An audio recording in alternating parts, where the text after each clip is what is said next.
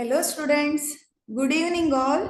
Welcome to Sanmarga NMMS classes. Now you have science chapter, the chapter name Force and Pressure. ಬಲ ಮತ್ತು ಒತ್ತಡ ಅನ್ನೋ ಅಧ್ಯಾಯದ ಮೇಲೆ ಇವತ್ತು ನಾವು ಡಿಸ್ಕಸ್ ಮಾಡ್ತಾ ಇದ್ದೇವೆ. ಫಸ್ಟ್ ಅಲ್ಲಿ ನಾವು ವಾಟ್ ಈಸ್ ಫೋರ್ಸ್ ಅನ್ನೋದನ್ನ ನೋಡೋಣ. Litre we will discuss about the pressure concept. Okay, let us see what is force. ಬಲ ಅಂದ್ರೆ ಏನು? C, just observe this pictures. ಇಲ್ಲಿ ಇರೋ ಡಯಾಗ್ರಾಮ್ಸ್ ಅನ್ನ ಒಂದ್ಸಲ ನೋಡಿ. C, so many diagrams are there, right? Let us consider first one. See this image. See here, one person just push that car, right? ಇಲ್ಲಿ ಏನಾಗಿದೆ, ಒಬ್ಬ ವ್ಯಕ್ತಿ ಕಾರ್ ಅನ್ನ ತಳ್ತಾ ಇದ್ದಾರೆ ಅಲ್ವಾ? ಓಕೆ, ದೆನ್ ಸೆಕೆಂಡ್ ಇಮೇಜ್ ಅನ್ನ ನೋಡಿ. ಇಲ್ಲಿ ಏನಿದೆ, ಒನ್ ಪರ್ಸನ್ ಏನ್ ಮಾಡಿದ್ದಾರೆ, ಒಂದು ಆಕಳಿಗೆ ಹಗ್ಗವನ್ನ ಕಟ್ಟಿ ಏನ್ ಮಾಡ್ತಾ ಇದ್ದಾರೆ, ಎಳಿತಾ ಇದ್ದಾರೆ ಅಲ್ವಾ? ಸೊ ಫಸ್ಟ್ ಇಮೇಜ್ ಅಲ್ಲಿ ಒಂದ್ ಪರ್ಸನ್ ಕಾರನ್ನ ತಳ್ತಾ ಇದ್ದಾರೆ. ಸೆಕೆಂಡ್ ಇಮೇಜ್ ಅಲ್ಲಿ ಒಂದ್ ಪರ್ಸನ್ ಅಥವಾ ಒಬ್ಬ ವ್ಯಕ್ತಿ ಏನ್ ಮಾಡ್ತಾ ಇದ್ದಾನೆ, ಈ ಪ್ರಾಣಿಗೆ, ಆಕಳಿಗೆ ಹಗ್ಗವನ್ನ ಕಟ್ಟಿ ಏನ್ ಮಾಡ್ತಾ ಇದ್ದಾನೆ, ಎಳಿತಾ ಇದ್ದಾನೆ. Then third image says that, ಇಲ್ಲಿ ಏನ್ ತೋರಿಸ್ತಾ ಇದ್ದಾರೆ ಅಂದ್ರೆ, ಒಬ್ರು ಫುಟ್ಬಾಲ್ ಅನ್ನ ಆಡ್ತಾ ಇದ್ದಾರೆ ಅಲ್ವಾ? ಫುಟ್ಬಾಲ್ ಏನಾಗ್ತಾ ಇದೆ, ಬಾಲ್ ಅನ್ನ ಎಸಿತಾ ಇರೋ ಇಮೇಜ್ ಇದೆ ಇಲ್ಲಿ. ದೆನ್ ನೆಕ್ಸ್ಟ್ ಇಮೇಜ್ ಅಲ್ಲಿ ಏನಿದೆ, ಹಾಕಿ ಪ್ಲೇ ಗೊತ್ತಿದೆ ಅಲ್ವಾ, ಹಾಕಿ ಗೇಮ್. ಸೊ ಇಲ್ಲಿ ಏನಾಗ್ತಾ ಇದೆ, ಹಾಕಿ ಸ್ಟಿಕ್ ಅಲ್ಲಿ ಬಾಲ್ ಅನ್ನ ಏನ್ ಮಾಡ್ತಾ ಇದ್ದಾರೆ, ತಳ್ಳೋದಿಕ್ಕೆ ಟ್ರೈ ಮಾಡ್ತಾ ಇದ್ದಾರೆ. ನೆಕ್ಸ್ಟ್ ಒನ್, ಈ ಇಮೇಜ್ ಏನ್ ತೋರಿಸ್ತಾ ಇದೆ, last image, fifth image, it shows someone stop this ball, right? ಇಲ್ಲಿ ಏನಾಗ್ತಾ ಇದೆ, ಬಾಲ್ ಅನ್ನ ತಡೀತಾ ಇದ್ದಾರೆ, ನಿಲ್ಸೋದಿಕ್ಕೆ ಟ್ರೈ ಮಾಡಿದ್ದಾರೆ ಅಲ್ವಾ? ಅಂದ್ರೆ ಬಾಲ್ ಈಗ ನಿಂತಿದೆ. ಸೊ ಸ್ಟೂಡೆಂಟ್ಸ್, ಈ ಇಮೇಜ್ ಅನ್ನೆಲ್ಲ ನೋಡಿದ್ರೆ ಏನ್ ಅರ್ಥ ಆಗ್ತಾ ಇದೆ? Have you think about this? Then tell me. ಹೇಳಿ ಹಾಗಾದ್ರೆ, ಏನ್ ಅರ್ಥ ಆಗ್ತಾ ಇದೆ ಇಮೇಜಸ್ ಅಲ್ಲಿ ಎಲ್ಲ? ಒಂದಂತೂ ಗೊತ್ತಾಗ್ತಾ ಇದೆ, ನಾವೀಗ ಫಸ್ಟ್ ಹೇಳಿದ್ದೇನೆ ಫೋರ್ಸ್ ಬಗ್ಗೆ ಸ್ಟಡಿ ಮಾಡೋಣ ಅಂತ. ಸೊ ಫೋರ್ಸ್ ರಿಲೇಟೆಡ್ ಇಮೇಜಸ್ ಅನ್ನ ಇಲ್ಲಿ ಹಾಕಿದ್ದೇನೆ ಅಲ್ವಾ? ಸೊ ಫಸ್ಟ್ ಅಲ್ಲಿ ಏನಿದೆ, ಕಾರನ್ನ ಒಂದು ವ್ಯಕ್ತಿ ತಳ್ತಾ ಇದ್ದಾನೆ ಅಂದ್ರೆ ಅರ್ಥ ಏನು? ತಳ್ಳೋದಕ್ಕೆ ಏನ್ ಬೇಕು? ಸುಮ್ನೆ ಕಾರು ಅದಕ್ಕದೇ ಮೂವ್ ಆಗ್ಬಿಡತ್ತಾ? No, we should push that car first, right? ಆ ಕಾರನ್ನ ಏನ್ ಮಾಡ್ಬೇಕು, ಪುಷ್ ಮಾಡಿದಾಗ ಮಾತ್ರ ಅದೇನಾಗತ್ತೆ, ಮೂವ್ ಆಗ್ತಾ ಇದೆ ಅನ್ನೋದನ್ನ ಈ ಇಮೇಜ್ ಹೇಳ್ತಾ ಇದೆ ಅಲ್ವಾ? ಸೆಕೆಂಡ್ ಇಮೇಜ್ ಅಲ್ಲಿ ಏನ್ ಮಾಡಿದವ, ಇಲ್ಲಿ ಒಂದು ಹಗ್ಗವನ್ನ ಈ ಆಕಳಿಗೆ ಕಟ್ಟಿದ್ದಾರೆ, ಕಟ್ಟಿ ಅದನ್ನ ಏನ್ ಮಾಡ್ತಾ ಇದ್ದಾವೆ, ಎಳಿತಾ ಇದ್ದಾರೆ ಅಲ್ವಾ? ಸೊ ಇದೆಲ್ಲ ಏನನ್ನ ತೋರಿಸುತ್ತೆ ಅಂದ್ರೆ, ಒಂದು ಕಾಯ, ಕನ್ನಡದಲ್ಲಿ ಕಾಯ ಅಂತ ಹೇಳ್ತೀರಾ ಅಲ್ವಾ, ಇನ್ ಇಂಗ್ಲಿಷ್ ಆಬ್ಜೆಕ್ಟ್. ಸೊ ಒಂದು ಆಬ್ಜೆಕ್ಟ್ ಮೂವ್ ಆಗಬೇಕು ಅಂದ್ರೆ, ಅಥವಾ ಒಂದು ಆಬ್ಜೆಕ್ಟ್ ಮೂವ್ ಆಗ್ತಾ ಇರೋದು ಸ್ಟಾಪ್ ಆಗ್ಬೇಕು ಅಂದ್ರೆ ಅಲ್ಲಿ ಏನಾಗ್ಬೇಕು, ಫೋರ್ಸ್ ಅಪ್ಲೈ ಆಗ್ಬೇಕು, right? There should be some force is exert between these two objects. ಎರಡು ಆಬ್ಜೆಕ್ಟ್ ಇರಬೇಕು. ಫಸ್ಟ್ ಅಲ್ಲಿ ಏನಾಗ್ಬೇಕು, ಎರಡು ಆಬ್ಜೆಕ್ಟ್ ಇರಬೇಕು. ಹೌದಾ? ನೋಡಿ, ಇಲ್ಲಿ ಎರಡು ಆಬ್ಜೆಕ್ಟ್ ಅಂದ್ರೆ ಒಂದು ವಸ್ತು, ಒಂದು ಪರ್ಸನ್ ಆದ್ರೂ ಇರಬಹುದು, ಇಲ್ಲ ಎರಡು ವಸ್ತುಗಳೇ ಇರಬಹುದು. ಸೊ ಇಲ್ಲಿ ಏನಾಗ್ಬೇಕು, ಇವೆರಡರ ನಡುವೆ ಆಕ್ಟ್ ಆಗ್ತಾ ಇದೆ, force acts between these two objects. See here this first object is car, right? First object car ಆದ್ರೆ ಸೆಕೆಂಡ್ ಆಬ್ಜೆಕ್ಟ್ ಏನಿದೆ, ಪರ್ಸನ್ ಇದ್ದಾರೆ ಅಲ್ವಾ? ಸೊ ಇಲ್ಲಿ ಏನಾಗ್ತಾ ಇದೆ, ಈ ಪರ್ಸನ್ ಏನ್ ಮಾಡ್ತಾ ಇದ್ದಾರೆ, ಆ ಕಾರನ್ನ ತಳ್ಳುತ್ತಾ ಇದ್ದಾರೆ ಅಥವಾ ಒತ್ತುತ್ತಾ ಇದ್ದಾರೆ. ಹಾಗಾದ್ರೆ ಇಲ್ಲಿ ಏನಿದೆ, ಮೊದಲು ಎರಡು ಆಬ್ಜೆಕ್ಟ್ ಇದೆ, ಆ ಎರಡು ಆಬ್ಜೆಕ್ಟಿನ ನಡುವೆ there must be some force is exerted or force is applied between these two objects ಅಂತ ಹೇಳ್ತೇವೆ. ಇವೆರಡು ಆಬ್ಜೆಕ್ಟಿನ ನಡುವೆ ಫೋರ್ಸ್ ಅಪ್ಲೈ ಆಗ್ತಾ ಇದೆ. ಆ ಫೋರ್ಸ್ ಅಪ್ಲೈ ಆಗೋದ್ರಿಂದಾನೆ ಈ ಪರ್ಸನ್ ಏನ್ ಮಾಡಿದ್ದಾರೆ, ಆ ಕಾರನ್ನ ತಳ್ಳಿದ್ದಾರೆ ಅಲ್ವಾ? ಅಲ್ಲಿ ಬಲ ಪ್ರಯೋಗ ಆಗಿಲ್ಲ ಅಂದ್ರೆ ಏನಾಗಲ್ಲ, ವಸ್ತುವನ್ನ ಮೂವ್ ಮಾಡೋದಿಕ್ಕೆ ಆಗಲ್ಲ. ಹಾಗೆ ಇಲ್ಲೂ ಕೂಡ ಎಳಿತಾ ಇರೋ ಇಮೇಜ್ ಇದೆ ಅಲ್ವಾ, ಇಲ್ಲೂ ಏನಾಗ್ತಾ ಇದೆ, ಬಲ ಪ್ರಯೋಗ ಮಾಡಿ, ಫೋರ್ಸ್ ಅನ್ನ ಅಪ್ಲೈ ಮಾಡಿ ಏನ್ ಮಾಡ್ತಾ ಇದ್ದಾರೆ, ಈ ವಸ್ತುವನ್ನ ಅಥವಾ ಈ ಪ್ರಾಣಿಯನ್ನ ಏನ್ ಮಾಡಿದ್ದಾರೆ, ಎಳೆದಿದ್ದಾರೆ. ಹಾಗೆ ಈ ಇಮೇಜಸ್ ಏನ್ ಹೇಳುತ್ತೆ, ಕೆಳಗಡೆ 3 ಇಮೇಜ್ ಅನ್ನ ಕೊಟ್ಟಿದ್ದೇನೆ ಅಲ್ವಾ? So in this first image here this person are ready to kick this ball, right? ಈ ಬಾಲ್ ಅನ್ನ ಏನ್ ಮಾಡ್ತಾ ಇದ್ದಾರೆ, ಎಸೆಯೋದಕ್ಕೆ ಟ್ರೈ ಮಾಡ್ತಾ ಇದ್ದಾರೆ. ಸೊ ಹಾಗಾದ್ರೆ ಇಲ್ಲಿ ಈಗ ಇನಿಷಿಯಲಿ ಏನಿತ್ತು, ಈ ಬಾಲು ನಿಶ್ಚಲ ಸ್ಥಿತಿ ಕಾನ್ಸ್ಟೆಂಟ್ ಅಲ್ಲಿ ಇತ್ತು ಅಲ್ವಾ. ಸೊ ಇವ್ರು ಏನ್ ಮಾಡಿದ್ದಾರೆ, ಬಲ ಪ್ರಯೋಗ ಮಾಡಿ ಆ ಬಾಲ್ ಅನ್ನ ಏನ್ ಮಾಡಿದ್ದಾರೆ, ಎಸಿತಾ ಇದ್ದಾರೆ. ನೆಕ್ಸ್ಟ್ ಇಲ್ಲೂ ಕೂಡ ಏನಿದೆ, ಕಾನ್ಸ್ಟೆಂಟ್ ಅಥವಾ ನಿಶ್ಚಲ ಸ್ಥಿತಿಯಲ್ಲಿ ಬಾಲ್ ಇದೆ. ಸೊ ಅದನ್ನ ಏನ್ ಮಾಡ್ತಾ ಇದ್ದೇವೆ, ಈ ಹಾಕಿ ಸ್ಟಿಕ್ ಇಂದ ಕಿಕ್ ಮಾಡ್ತಾ ಇದ್ದಾರೆ. ಸೊ ಅಂದ್ರೆ ಇಲ್ಲಿ ಈಗ ಈ ಬಾಲು ಮೂವ್ ಆಗತ್ತೆ. ಇಲ್ಲಿ ಏನಾಗ್ತಾ ಇದೆ, ಮೂವ್ ಆಗ್ತಾ ಇತ್ತು ಒಂದ್ ಬಾಲು. ಸೊ ಲಾಸ್ಟ್ ಅಲ್ಲಿ ಏನಾಗಿದೆ, ಈ ಪರ್ಸನ್ ಏನ್ ಮಾಡಿದಾನೆ, ಒಂದು ವ್ಯಕ್ತಿ ಅವನ ಕೈಯನ್ನ ಬಳಸಿ ಬಲ ಪ್ರಯೋಗ ಮಾಡಿ ಇದನ್ನ ಏನ್ ಮಾಡಿದಾನೆ, ಸ್ಟಾಪ್ ಮಾಡಿದಾನೆ. So this all images will explain about the force. We should apply some force between two objects. At that time only, when we apply the force, that time that object start moving or that object come to rest ಅಂತ ಹೇಳ್ತೇವೆ. ಹೌದಾ, ಒಂದು object, ಒಂದು ಕಾಯ ಏನಾಗ್ಬೇಕು, ಚಲಿಸ್ಬೇಕು ಅಂದ್ರೆ, ಅಥವಾ ಚಲಿಸ್ತಾ ಇರೋ ಕಾಯ ನಿಶ್ಚಲ ಸ್ಥಿತಿಗೆ ಬರಬೇಕು ಅಂದ್ರೆ, ಅಥವಾ ಒಂದು ವಸ್ತುವನ್ನ ತಳ್ಳಬೇಕು ಅಂದ್ರೆ, ಅಥವಾ ಒಂದು ವಸ್ತುವನ್ನ ಎಳಿಬೇಕು ಅಂದ್ರೆ ಅಲ್ಲಿ ಏನ್ ಆಕ್ಟ್ ಆಗ್ಬೇಕು, ಫೋರ್ಸ್ ಆಕ್ಟ್ ಆಗ್ಬೇಕು ಅನ್ನೋದನ್ನ ನಾವೇನ್ ಮಾಡಿದ್ದೇವೆ, ಈ ಇಮೇಜ್ ಅಲ್ಲಿ ಹೇಳಿದೆ. ಈ ಇಮೇಜ್ ಅನ್ನ ನೋಡಿ ಅರ್ಥ ಮಾಡ್ಕೊಂಡಿದ್ದೀರ. Then how to define force or force ಅಂದ್ರೆ ಏನು? Force can start an object moving from rest or stop a moving object that can change its state of motion. It alter its shapes or change its direction. That is the definition of force. ಹಾಗಾದ್ರೆ ಬಲ ಅಂದ್ರೆ ಏನು? ಕಾಯಗಳ ಚಲನೆಯ ಸ್ಥಿತಿಯನ್ನು ಅಥವಾ ಅದು ಚಲಿಸ್ತಾ ಇರೋ ಸ್ಥಿತಿಯನ್ನ ಅಥವಾ ನಿಶ್ಚಲ ಸ್ಥಿತಿಯಲ್ಲಿರೋ ಕಾಯದ ಸ್ಥಿತಿಯನ್ನ ಬದಲಿಸುವ, ಅಂದ್ರೆ ಕಾಯದ ವೇಗವನ್ನ ಬದಲಿಸುವ ಭೌತ ಪರಿಮಾಣವನ್ನ ಏನಂತ ಕರಿತೇವೆ, ಬಲ ಅಂತ ಕರಿತೇವೆ. ಹಾಗಾದ್ರೆ ವಾಟ್ ಈಸ್ ಫೋರ್ಸ್? ಬಲ ಅಂದ್ರೆ ಏನು?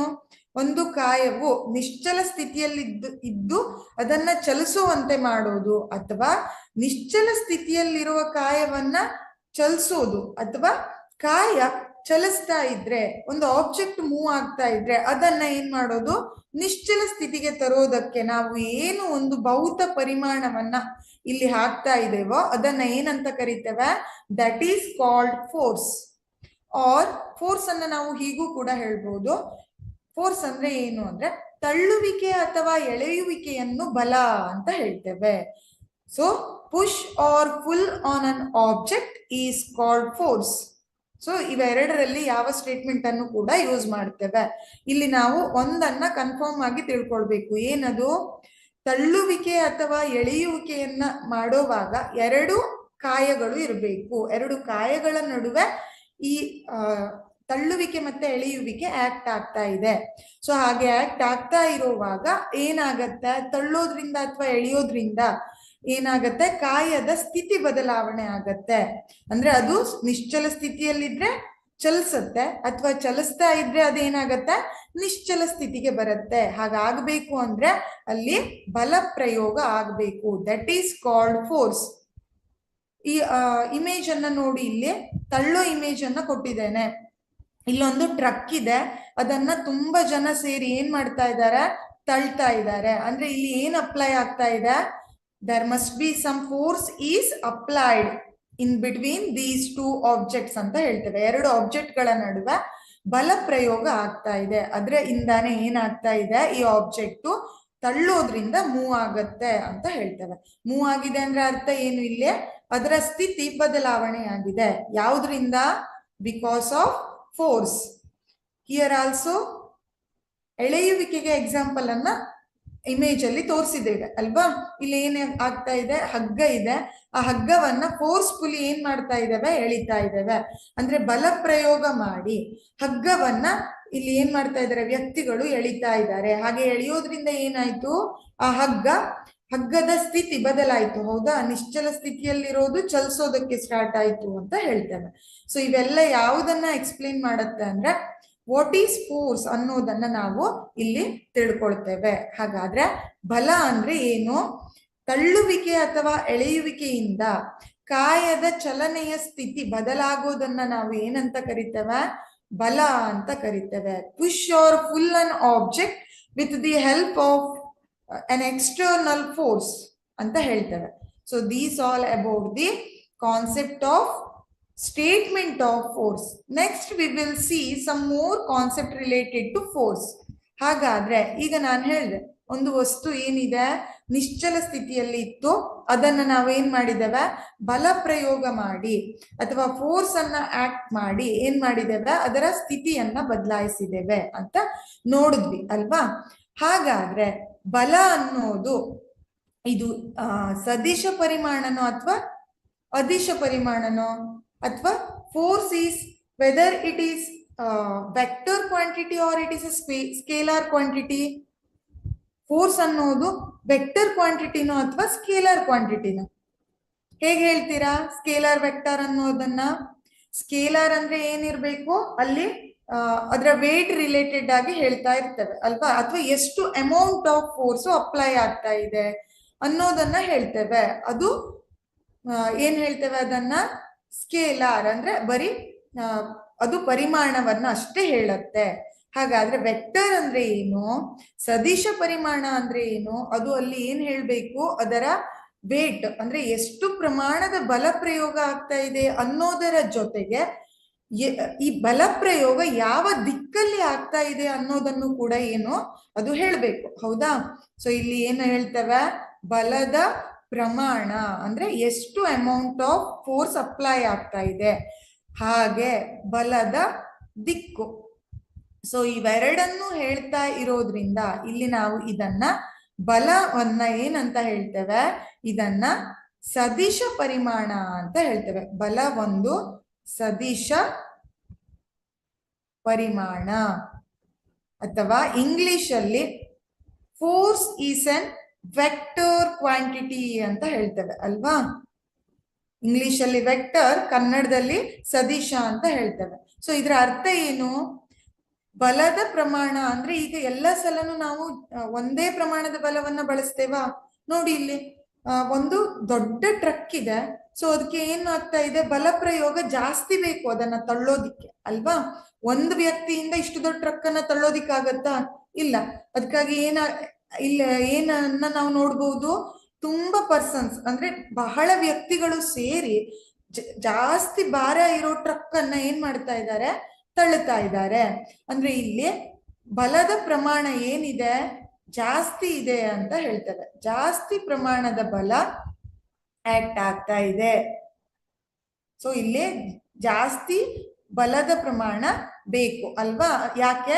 ಇಲ್ಲಿ ದೊಡ್ಡ ಟ್ರಕ್ ಇದೆ, ಇದನ್ನ ಮೂವ್ ಮಾಡೋದಿಕ್ಕೆ. ಅದೇ ಒಂದು ಸಣ್ಣ ವಸ್ತು ಇದ್ದಿದ್ರೆ ಇಷ್ಟೆಲ್ಲ ಜನ ಬೇಕಾಗ್ತಿದ್ರ? ಇಷ್ಟೆಲ್ಲ ಬಲ ಪ್ರಯೋಗ ಬೇಕಾಗ್ತಿರ್ಲಿಲ್ಲ ಅಲ್ವಾ? ಆಗ ಏನಾಗ್ತಿತ್ತು? ಬಲದ ಪ್ರಮಾಣ ಕಡಿಮೆ ಆಗ್ತಿತ್ತು. ಅಂದ್ರೆ ಬಲದ ಪ್ರಮಾಣ ಹೆಚ್ಚು ಕಡಿಮೆ ಆಗತ್ತೆ ಅನ್ನೋದನ್ನ ನೋಡಿದ್ವಿ ಅಲ್ವಾ? ಅದನ್ನೇ ನಾವಿಲ್ಲಿ ಬಲದ ಪ್ರಮಾಣ ಅಂತ ಹೇಳ್ತೇವೆ. ಅದು ಹೆಚ್ಚಾದ್ರೂ ಆಗ್ಬಹುದು, ಕಡಿಮೆ ಆದ್ರೂ ಆಗ್ಬಹುದು. ಹಾಗೆ ಬಲದ ದಿಕ್ಕು ಅಂದ್ರೆ ಈಗ ಒಂದು ವಸ್ತು ಹೀಗೆ ಮೂವ್ ಆಗ್ತಾ ಇದೆ ಅಂತ ಇಟ್ಕೊಳ್ಳಿ, ಆಯ್ತಾ?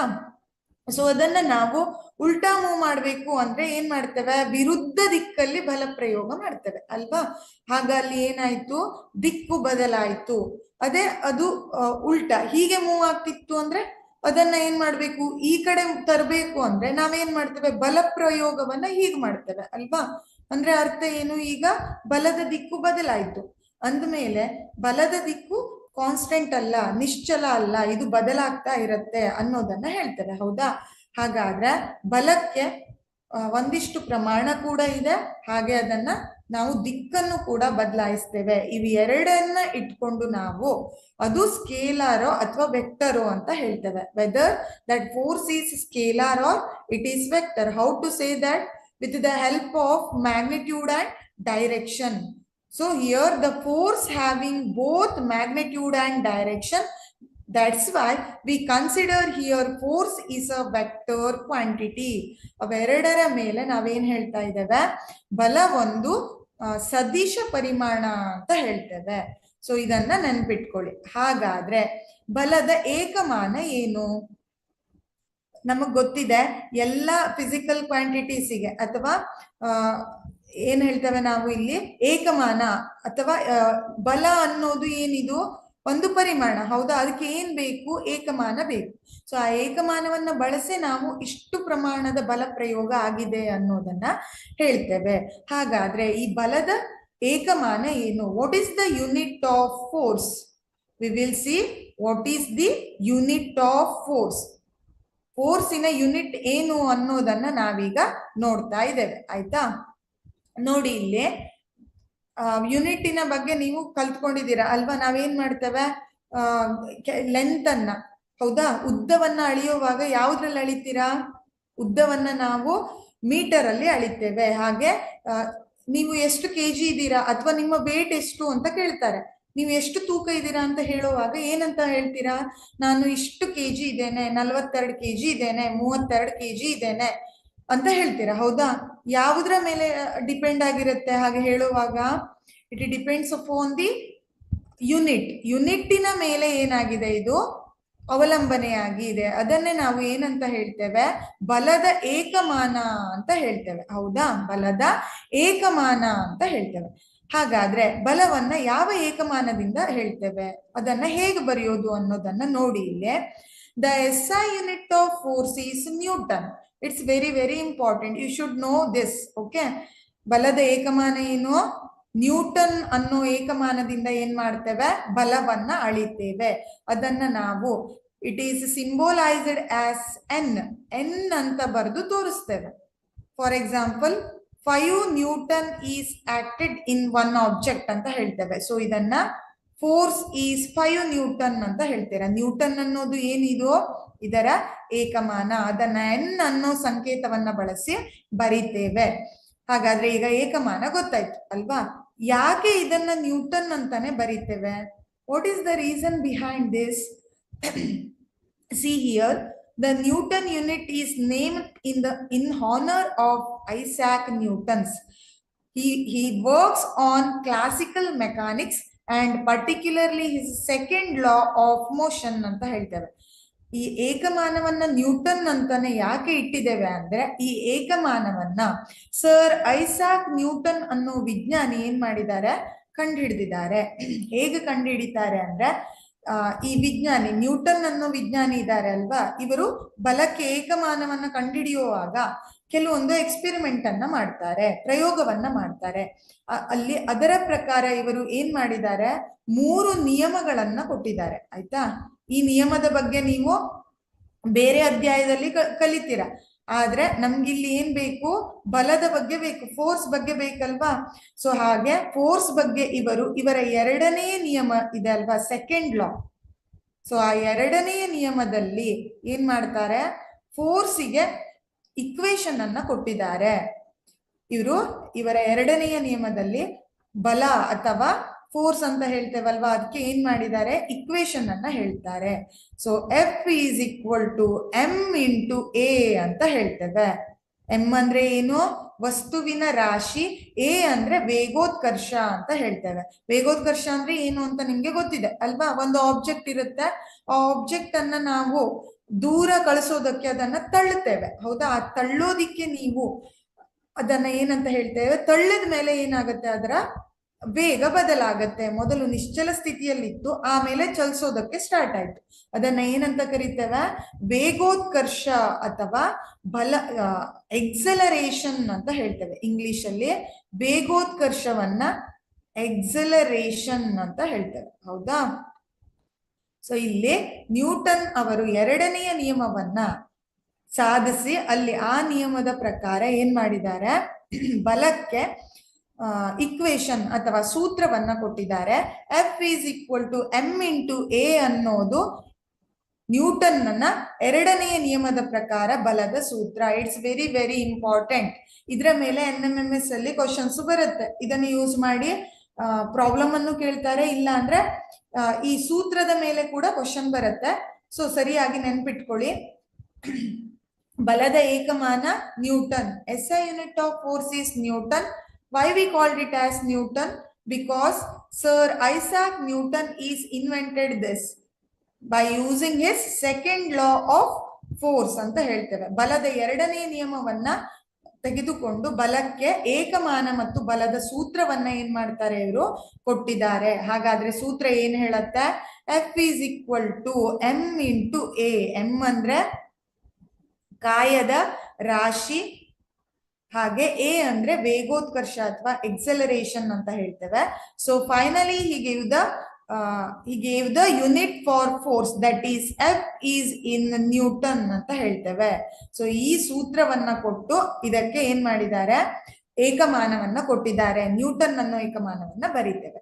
ಹಾಗಾದ್ರೆ 1 ನ್ಯೂಟನ್ ಅಂತ ಯಾವಾಗ ಹೇಳ್ತೇವೆ? What is the statement of 1 Newton? It is defined as force required to accelerate a mass of 1 kilogram at a rate of 1 meter per second. 1 meter per second square ಅಂತ ಹೇಳ್ತೇವೆ.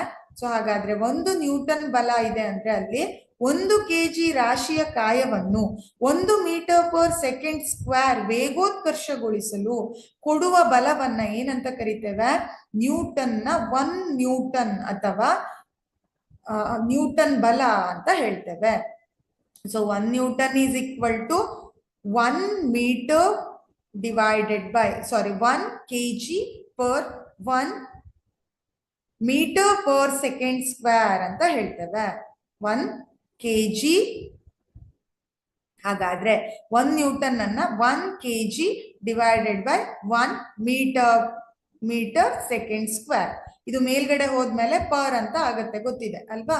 1 kg divided by 1 metre second square ಅಂದ್ರೆ 1 Newton ಅಂತ ಹೇಳ್ತೇವೆ.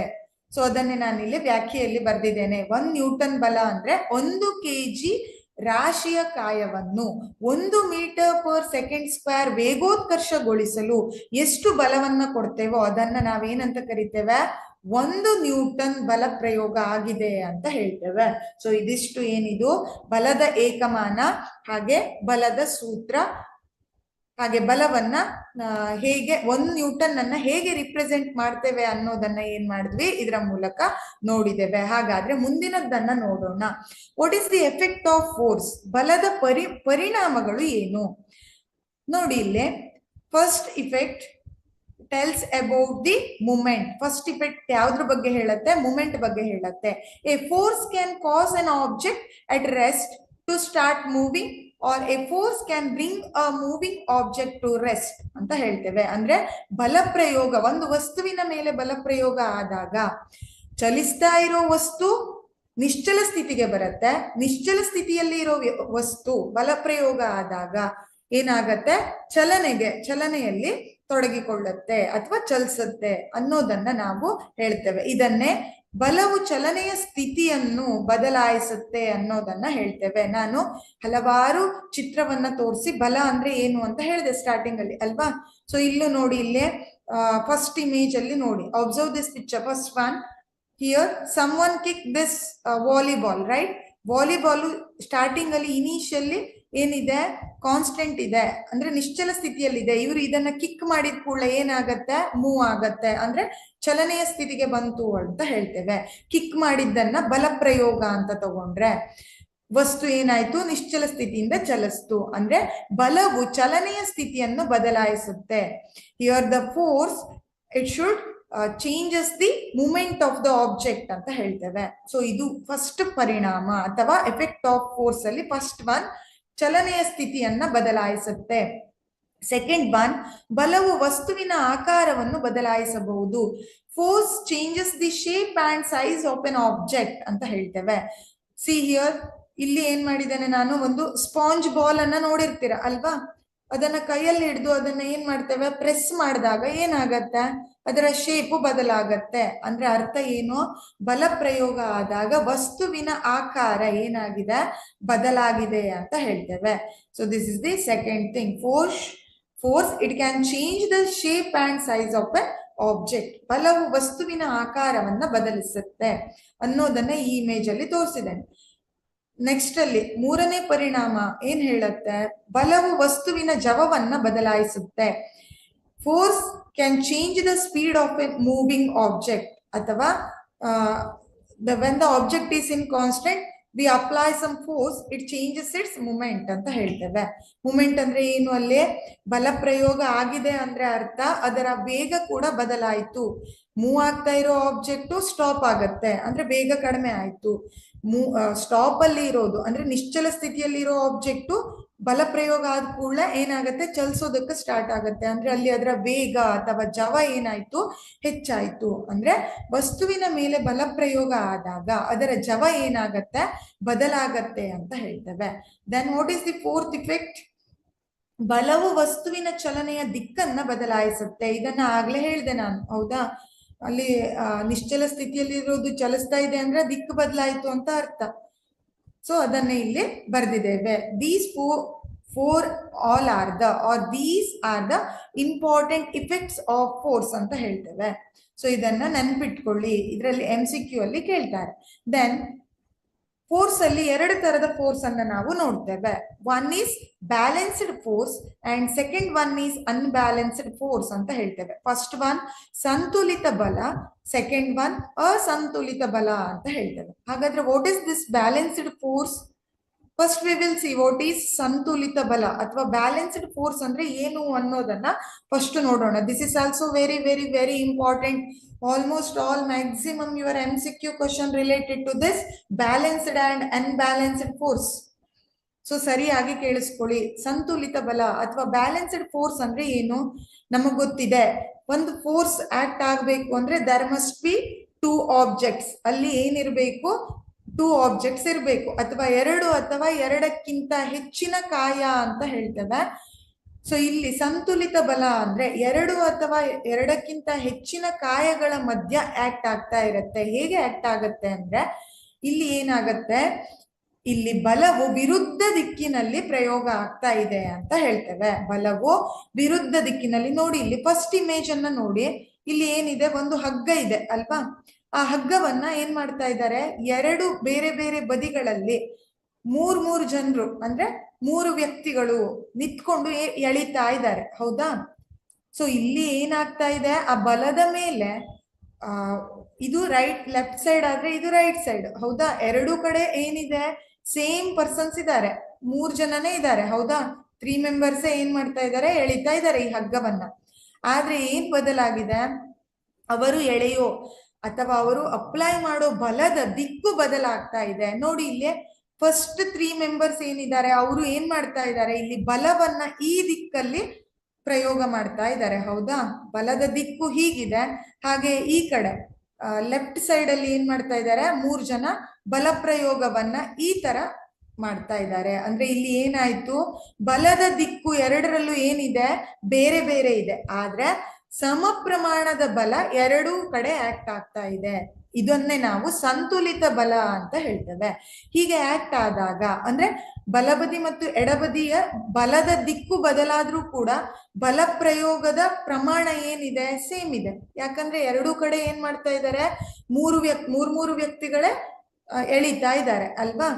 ಆದ್ರೆ ಇಲ್ಲಿ ಏನ್ act ಆಗ್ತಾ ಇದೆ, ವಿರುದ್ಧ ದಿಕ್ಕಿನಲ್ಲಿ ಬಲ ಆಕ್ಟ್ ಆಗ್ತಾ ಇದೆ. ಹಾಗೆ ಆಕ್ಟ್ ಆದಾಗ ಏನಾಗತ್ತೆ, ಇಲ್ಲಿ ನಮ್ಗೆ ಬಲ ಏನ್ ಸಿಗುತ್ತೆ, ಸಮತೋಲನ ಸ್ಥಿತಿಯಲ್ಲಿ. ಈಗ ಹಗ್ಗ ಇದೆ ಅಲ್ವಾ, ಎರಡೂ ಕಡೆ ಸಮ ಪ್ರಮಾಣದ ಬಲ ಹಾಕಿ ಎಳಿತಾ ಇದ್ದಾರೆ. ನೀವು ಹಗ್ಗ ಜಗ್ಗಾಟವನ್ನ ಆಡಿರ್ತೀರ ಸ್ಕೂಲಲ್ಲಿ ಅಲ್ವಾ? ಹಗ್ಗ ಜಗ್ಗಾಟ ಫೇವ್ರೇಟ್ ಗೇಮ್ ಅಲ್ವಾ ನಿಮ್ದು? ಹೇಗ್ ಆಡ್ತೀರಾ ಅದನ್ನ? ಕೆಲವೊಂದ್ಸಲ ಎರಡು ಕಡೆನೂ ಬೇರೆ ಬೇರೆ ಅಂದ್ರೆ ಜಾಸ್ತಿ ವ್ಯತ್ಯಾಸ ಇರುತ್ತೆ ವ್ಯಕ್ತಿಗಳಲ್ಲಿ. ಕೆಲವೊಂದ್ಸಲ ಮ್ಯಾಕ್ಸಿಮಮ್ ಆಗಿ ಕಾಂಪಿಟೇಷನ್ ಅಂತ ಬಂದಾಗ ಎರಡು ಸೈಡ್ ಅಲ್ಲೂ ಈಕ್ವಲ್ ಪರ್ಸನ್ಸ್ ಅನ್ನ ತಗೊಂಡು ಹಗ್ಗ ಜಗ್ಗಾಟವನ್ನ ನಡೆಸ್ತೇವೆ ಅಲ್ವಾ? ಹಾಗೇನಾಗತ್ತೆ, 1 ಪರ್ಸನ್ ಎರಡೂ ಕಡೆ ಈಕ್ವಲ್ ಆಗಿ ಎಳಿತಾ ಇದ್ದೀರಾ ಹಗ್ಗವನ್ನ. ಆಗ ಆ ಹಗ್ಗ ಏನಾಗತ್ತೆ, ಅದು ಇದ್ದಲ್ಲೇ ಇರುತ್ತೆ, ಹೌದಾ? ಯಾವ ಕಡೆನೂ ಮೂವ್ ಆಗೋದಿಲ್ಲ. ಯಾಕಂದ್ರೆ ಎರಡೂ ಕಡೆ ಸಮ ಪ್ರಮಾಣದ ಬಲ ವಿರುದ್ಧ ದಿಕ್ಕಲ್ಲಿ ಆಕ್ಟ್ ಆಗ್ತಾ ಇದೆ. ಈ ಕಡೆ ಇವರು ಎಳಿತಾರೆ, ಆ ಕಡೆ ಅವರು ಎಳಿತಾ ಇದ್ದಾರೆ. ಅಂದ್ರೆ ಅಲ್ಲಿ ಏನಾಯ್ತು, ಈ ಹಗ್ಗದ ಸ್ಥಿತಿ ಏನಾಗ್ತಾ ಇಲ್ಲ, ಬದಲಾಗ್ತಾ ಇಲ್ಲ. That is called balanced force ಅಥವಾ ಸಂತುಲಿತ ಬಲ ಅಂತ ಹೇಳ್ತೇವೆ.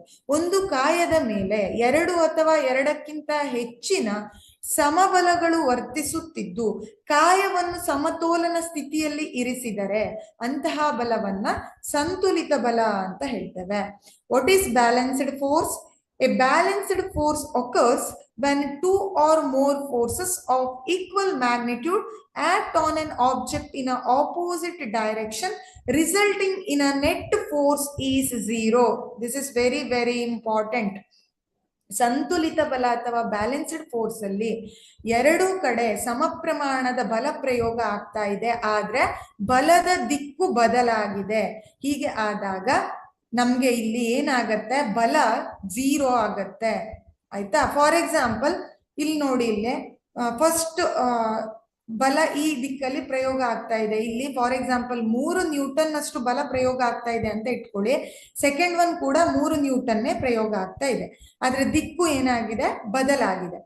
ಆದ್ರೂ ನಾವಿಲ್ಲಿ ಏನ್ ಮಾಡ್ತೇವೆ, ದಿಕ್ಕು ಬದಲಾಗಿದೆ ಆದ್ರೆ ಸಮ ಪ್ರಮಾಣದ ಬಲ ಪ್ರಯೋಗ ಆಗ್ತಾ ಇದೆ ಅಂದಾಗ ವಸ್ತು ಏನಾಗೋದಿಲ್ಲ, ಅದರ ಚಲನೆ ಬದಲಾಗೋದಿಲ್ಲ, ಅದು ಸಮತೋಲನವನ್ನ ಕಾಯ್ದುಕೊಳ್ಳುತ್ತೆ. ಅಂದ್ರೆ ಅಲ್ಲಿ ಅದರ ಚಲನೆ ಅಥವಾ ಸ್ಥಿತಿ ಏನಾಗಿದೆ, ಇದ್ದ ಹಾಗೆ ಇದೆ. ಅದಕ್ಕಾಗಿ ನಾವ್ ಏನ್ ಮಾಡ್ತೇವೆ, 3 ನ್ಯೂಟನ್ ಮೈನಸ್ 3 ನ್ಯೂಟನ್ ಅಂತ ಹೇಳ್ತೇವೆ. ಅಂದ್ರೆ ಬಲವನ್ನ ಕಂಡುಹಿಡಿಯುವಾಗ 3 ನ್ಯೂಟನ್ ಮೈನಸ್ 3 ನ್ಯೂಟನ್ ಅಂತ ಹೇಳ್ತೇವೆ. ಆಗ ಬಲ ಏನ್ ಬರುತ್ತೆ ನಿಮ್ಗೆ, 0 ನ್ಯೂಟನ್ ಅಂತ ಬರುತ್ತೆ. ಹೌದಾ? 0 ನ್ಯೂಟನ್ ಬಲ ಬಂತು. ಇದರ ಅರ್ಥ ಇದು ಏನು, ಸಂತುಲಿತ ಬಲ ಪ್ರಯೋಗ ಆಗಿದೆ. ಎರಡು ಸಮ ಪ್ರಮಾಣದಲ್ಲಿ ಎರಡು ಬದಿಗಳಲ್ಲಿ ಬಲ ಪ್ರಯೋಗ ಆದಾಗ ಬಲದ ದಿಕ್ಕು ಬದಲಾದ್ರೂ ಕೂಡ ಬಲ ಪ್ರಯೋಗ ಸಮ ಪ್ರಮಾಣದಲ್ಲಿ ಆಗ್ತಾ ಇರೋದ್ರಿಂದ ಅಲ್ಲಿ ಏನಾಗತ್ತೆ, ಕಾಯದ ಸ್ಥಿತಿಯು ಬದಲಾಗೋದಿಲ್ಲ. ಹಾಗಾಗಿ ಇದನ್ನ ಸಂತುಲಿತ ಬಲ ಅಂತ ಹೇಳ್ತೇವೆ. ಸಂತುಲಿತ ಬಲವನ್ನ ಕ್ಯಾಲ್ಕುಲೇಟ್ ಮಾಡುವಾಗ ಮೈನಸ್ ಮಾಡ್ತೇವೆ ಎರಡು ಬಲಗಳನ್ನ. ಇದನ್ನ ಕರೆಕ್ಟ್ ಆಗಿ ನೆನ್ಪಿಟ್ಕೊಳ್ಳಿ. ಅನದರ್ ಒನ್ ಅಸಂತುಲಿತ ಬಲ ಅಥವಾ ಅನ್ಬ್ಯಾಲೆನ್ಸ್ಡ್ ಫೋರ್ಸ್ ಅಂತ ಹೇಳ್ತೇವೆ. ಇದು ಇದರ ವಿರುದ್ಧ, ಸಂತುಲಿತ ಬಲದ ವಿರುದ್ಧ. ಆಯ್ತಾ? ಇಲ್ಲಿ ಫಸ್ಟ್ ಆಫ್ ಆಲ್ ಏನಾಗ್ತಾ ಇರತ್ತೆ, ಎರಡು ಅನ್ಇಕ್ವಲ್ ಬಲಗಳು ಆಕ್ಟ್ ಆಗ್ತಾ ಇರತ್ತೆ. ಹಾಗೆ ವಿರುದ್ಧ ದಿಕ್ಕಲ್ಲಿ ಇಲ್ಲಿ ಏನಾಗಿದೆ, ಎರಡು ವಿರುದ್ಧ ದಿಕ್ಕಲ್ಲಿ ಅಸಮತೋಲಿತ ಬಲ, ಫೋರ್ಸ್ ಅಂತ ಹೇಳ್ತೇವೆ. ನೋಡಿ, ಇಲ್ಲಿ ಒಂದು ಇಮೇಜ್ ಅನ್ನ ಕೊಟ್ಟಿದ್ದೇನೆ ನಾನು ಅಲ್ವಾ. ಈ ಇಮೇಜ್ ಅನ್ನ ಅಬ್ಸರ್ವ್ ಮಾಡಿ. ಇಲ್ಲಿ ಏನಾಗಿದೆ, ಈ ಕಡೆ ಎರಡು ಏನಿದೆ ಆಬ್ಜೆಕ್ಟ್ ಇದೆ, ಈ ಕಡೆ ಒಂದು ಆಬ್ಜೆಕ್ಟ್ ಇದೆ ಅಲ್ವಾ. ಇಲ್ಲಿ ಏನಾಯ್ತು, ಅನ್ಬ್ಯಾಲೆನ್ಸ್ ಆಯ್ತು ಅಲ್ವಾ. ಎರಡು ಜನ, ಈಗ ನೀವು ಜಾರುಬಂಡಿಯನ್ನ ನೆನ್ಪು ಮಾಡ್ಕೊಳ್ಳಿ. ಇಲ್ಲಿ ಏನ್ ಮಾಡಿದೀರಾ, ಇಬ್ರು ಕೂತಿದ್ದೀರಾ, ಇಲ್ಲಿ ಏನ್ ಮಾಡಿದೀರಾ, ಒಬ್ರು ಕೂತಿದ್ದೀರಾ. ಆಗ ಏನಾಗತ್ತೆ, ಇಬ್ರು ಕೂತ್ ಕಡೆ ಕೆಳಗೆ ಹೋಗುತ್ತೆ, ಒಬ್ರು ಕೂತಿರೋದು ಮೇಲ್ ಬರುತ್ತೆ. ಹೌದಾ? ಹಾಗಾದ್ರೆ ಇಲ್ಲಿ ಏನಾಯ್ತು, ಒಂದು ಕಾಯದ ಮೇಲೆ ಎರಡು ಅಥವಾ ಎರಡಕ್ಕಿಂತ ಹೆಚ್ಚಿನ ಅಸಮ ಬಲಗಳು ವರ್ತಿಸುತ್ತಿದ್ದು ಕಾಯವನ್ನ ಏನ್ ಮಾಡ್ತಾ ಇದೆ, ಸಮತೋಲನ ಸ್ಥಿತಿಯಲ್ಲಿ ಇರಿಸದೇ ಇದ್ದರೆ, ಅಂದ್ರೆ here when two or more unequal forces act on an object in opposite direction, that net force that is not equal to 0 ಅಂತ ಹೇಳ್ತೇವೆ. ಬೇರೆ ಬೇರೆ ಪ್ರಮಾಣದ ಬಲ ಪ್ರಯೋಗ ಆಗುತ್ತೆ ಬೇರೆ ಬೇರೆ ದಿಕ್ಕುಗಳಲ್ಲಿ ಆದಾಗ ಇಲ್ಲಿ ಏನಾಗ್ತಾ ಇದೆ, ಅವು ಏನಾಗತ್ತೆ, ಬಲ ಪ್ರಯೋಗದ ದಿಕ್ಕು ಬದಲಾಗಿದೆ, ಬಲ ಹಾಕಿರೋದು ಕೂಡ ಬೇರೆ ಬೇರೆ ಇದೆ ಎರಡು ಕಡೆ. ಹೌದಾ? ಹಾಗಾದ್ರೆ ನೆಟ್ ಫೋರ್ಸ್ ಏನಾಗೋದಿಲ್ಲ, ಇಲ್ಲಿ 0 ಆಗೋದಿಲ್ಲ ಅಂತ ಹೇಳ್ತೇವೆ. ಫಾರ್ ಎಕ್ಸಾಂಪಲ್ ನೋಡಿ, ಇಲ್ಲಿ ಅಸಂತುಲಿತ ಬಲ ಅಥವಾ ಅನ್ಬ್ಯಾಲೆನ್ಸ್ಡ್ ಫೋರ್ಸ್ಗೆ ಎಕ್ಸಾಂಪಲ್ ಕೊಡ್ಬೇಕು ಅಂದ್ರೆ, ಒಂದ್ ಕಡೆ 2 ನ್ಯೂಟನ್ ಇದೆ, ಇನ್ನೊಂದ್ ಕಡೆ 1 ನ್ಯೂಟನ್ ಇದೆ ಅಂತ ಇಟ್ಕೊಳ್ಳಿ. ಆಗ ನಾವು ಟೋಟಲ್ ಬಲವನ್ನ ಏನಂತ ಹೇಳ್ತೇವೆ, 3 ನ್ಯೂಟನ್ ಅಷ್ಟು ಬಲ ಆಕ್ಟ್ ಆಗ್ತಾ ಇದೆ ಅನ್ನೋದನ್ನ ಹೇಳ್ತೇವೆ. ಇದು ಅನ್ಬ್ಯಾಲೆನ್ಸ್ಡ್ ಫೋರ್ಸ್. ಸೊ ಇವೆರಡು ಫೋರ್ಸ್ಗೆ ಸಂಬಂಧಪಟ್ಟಿದ್ದು. ಹಾಗೆ ಅನದರ್ ಇಂಪಾರ್ಟೆಂಟ್ ಥಿಂಗ್ ಇಸ್ ಬಲದ ವಿಧಗಳು ಅಥವಾ ಟೈಪ್ಸ್ ಆಫ್ ಫೋರ್ಸ್ ಅಂತ ಹೇಳ್ತೇವೆ. ಇದರ ಮೇಲೂ ಮ್ಯಾಕ್ಸಿಮಮ್ ಕ್ವಶನ್ಸ್ ಬರುತ್ತೆ. ಹಾಗಾದ್ರೆ ಯಾವ್ಯಾವ ಟೈಪ್ ಇದೆ ಬಲದಲ್ಲಿ? ಫಸ್ಟ್ ಒನ್ ಸಂಪರ್ಕ ಬಲ ಅಥವಾ ಕಾಂಟ್ರಾಕ್ಟ್ ಫೋರ್ಸಸ್ ಅಂತ ಹೇಳ್ತೇವೆ. ಸೆಕೆಂಡ್ ಒನ್ ಅನ್ಕಾಂಟ್ಯಾಕ್ಟ್ ಫೋರ್ಸಸ್ ಅಥವಾ ಸಂಪರ್ಕ ನಾನ್ ಕಾಂಟ್ಯಾಕ್ಟ್ ಫೋರ್ಸಸ್ ಅಥವಾ ಸಂಪರ್ಕ ರಹಿತ ಬಲ ಅಂತ ಹೇಳ್ತೇವೆ. ಈಗ ನಾವು ಒಂದೊಂದನ್ನೇ ಸ್ಟಡಿ ಮಾಡೋಣ. ಹಾಗಾದ್ರೆ ಬಲದ ವಿಧಗಳಲ್ಲಿ ಮೊದಲನೆಯದು ಸಂಪರ್ಕ ಬಲ. ಸಂಪರ್ಕ ಬಲ ಅಂದ್ರೆ ಏನು ಹೇಳ್ತಾ ಇದೆ, ಇದೇ ಹೇಳ್ತಾ ಇದೆ ಕಾಂಟ್ಯಾಕ್ಟ್ ಅಂತ. ಹೌದಾ? Here there must be 2 objects are in contact. ಇಲ್ಲಿ ಏನಾಗ್ಬೇಕು, ಎರಡು ವಸ್ತುಗಳ ನಡುವೆ ಸಂಪರ್ಕ ಇರಲೇಬೇಕು. ಇಲ್ಲದೆ ಇದ್ರೆ ಬಲ ಪ್ರಯೋಗ ಆಗೋದಿಲ್ಲ.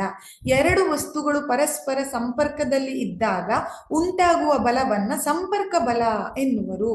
These forces require direct physical contact between the objects to act ಅಂತ ಹೇಳ್ತೇವೆ. ಇಲ್ಲಿ ಎರಡು ಆಬ್ಜೆಕ್ಟ್ ಫಿಸಿಕಲ್ ಕಾಂಟ್ಯಾಕ್ಟ್ ಇರಬೇಕು, ಅಂತ ಬಲವನ್ನ ಸಂಪರ್ಕ ಬಲ ಅಂತ ಹೇಳ್ತೇವೆ. Just see this first image ಅನ್ನ ನೋಡಿ. ಇಲ್ಲಿ ಏನ್ ತೋರಿಸ್ತಾ ಇದ್ದಾರೆ, ಒಂದು ಪರ್ಸನ್ ವೇಟ್ ಲಿಫ್ಟ್ ಮಾಡ್ತಾ ಇದ್ದಾರೆ. ಹೌದಾ, ಜಿಮ್ ಎಲ್ಲ ಗೊತ್ತಿದೆ ನಿಮ್ಗೆ ಅಲ್ವಾ, ಜಿಮ್ ಅಲ್ಲಿ ವರ್ಕೌಟ್ ಮಾಡೋದು ಅಂತ ಹೇಳ್ತೇವೆ. ಆಗ ಏನ್ ಮಾಡ್ತಾರೆ, ಭಾರವನ್ನ ಎತ್ತುತ್ತಾರೆ. ಹೇಗೆ ಎತ್ತುತ್ತಾರೆ, ಬಲಪ್ರಯೋಗ ಮಾಡ್ತಾ ಇದ್ದಾರೆ. ಹೇಗ್ ಮಾಡ್ತಾ ಇದ್ದಾರೆ ಅದನ್ನ ನಾನು ಮುಂದೆ ಹೇಳ್ತೇನೆ, ಇದು ಯಾವ ತರದ ಬಲ ಅಂತ ಹೇಳ್ತೇನೆ. ಬಟ್ ಇಲ್ಲಿ ಏನಿದೆ, ಈ ವೇಟ್ ಲಿಫ್ಟ್ ಮಾಡುವಾಗ ಯಾವ ವಸ್ತುವನ್ನ ಎತ್ತಾ ಇದೇವೋ ಅದಕ್ಕೆ ಮತ್ತೆ ಈ ಪರ್ಸನ್ಗೆ ಏನಿದೆ, ಸಂಪರ್ಕ ಇದೆ, ಕಾಂಟ್ಯಾಕ್ಟ್ ಇದೆ ಅಂತ ಹೇಳ್ತೇವೆ.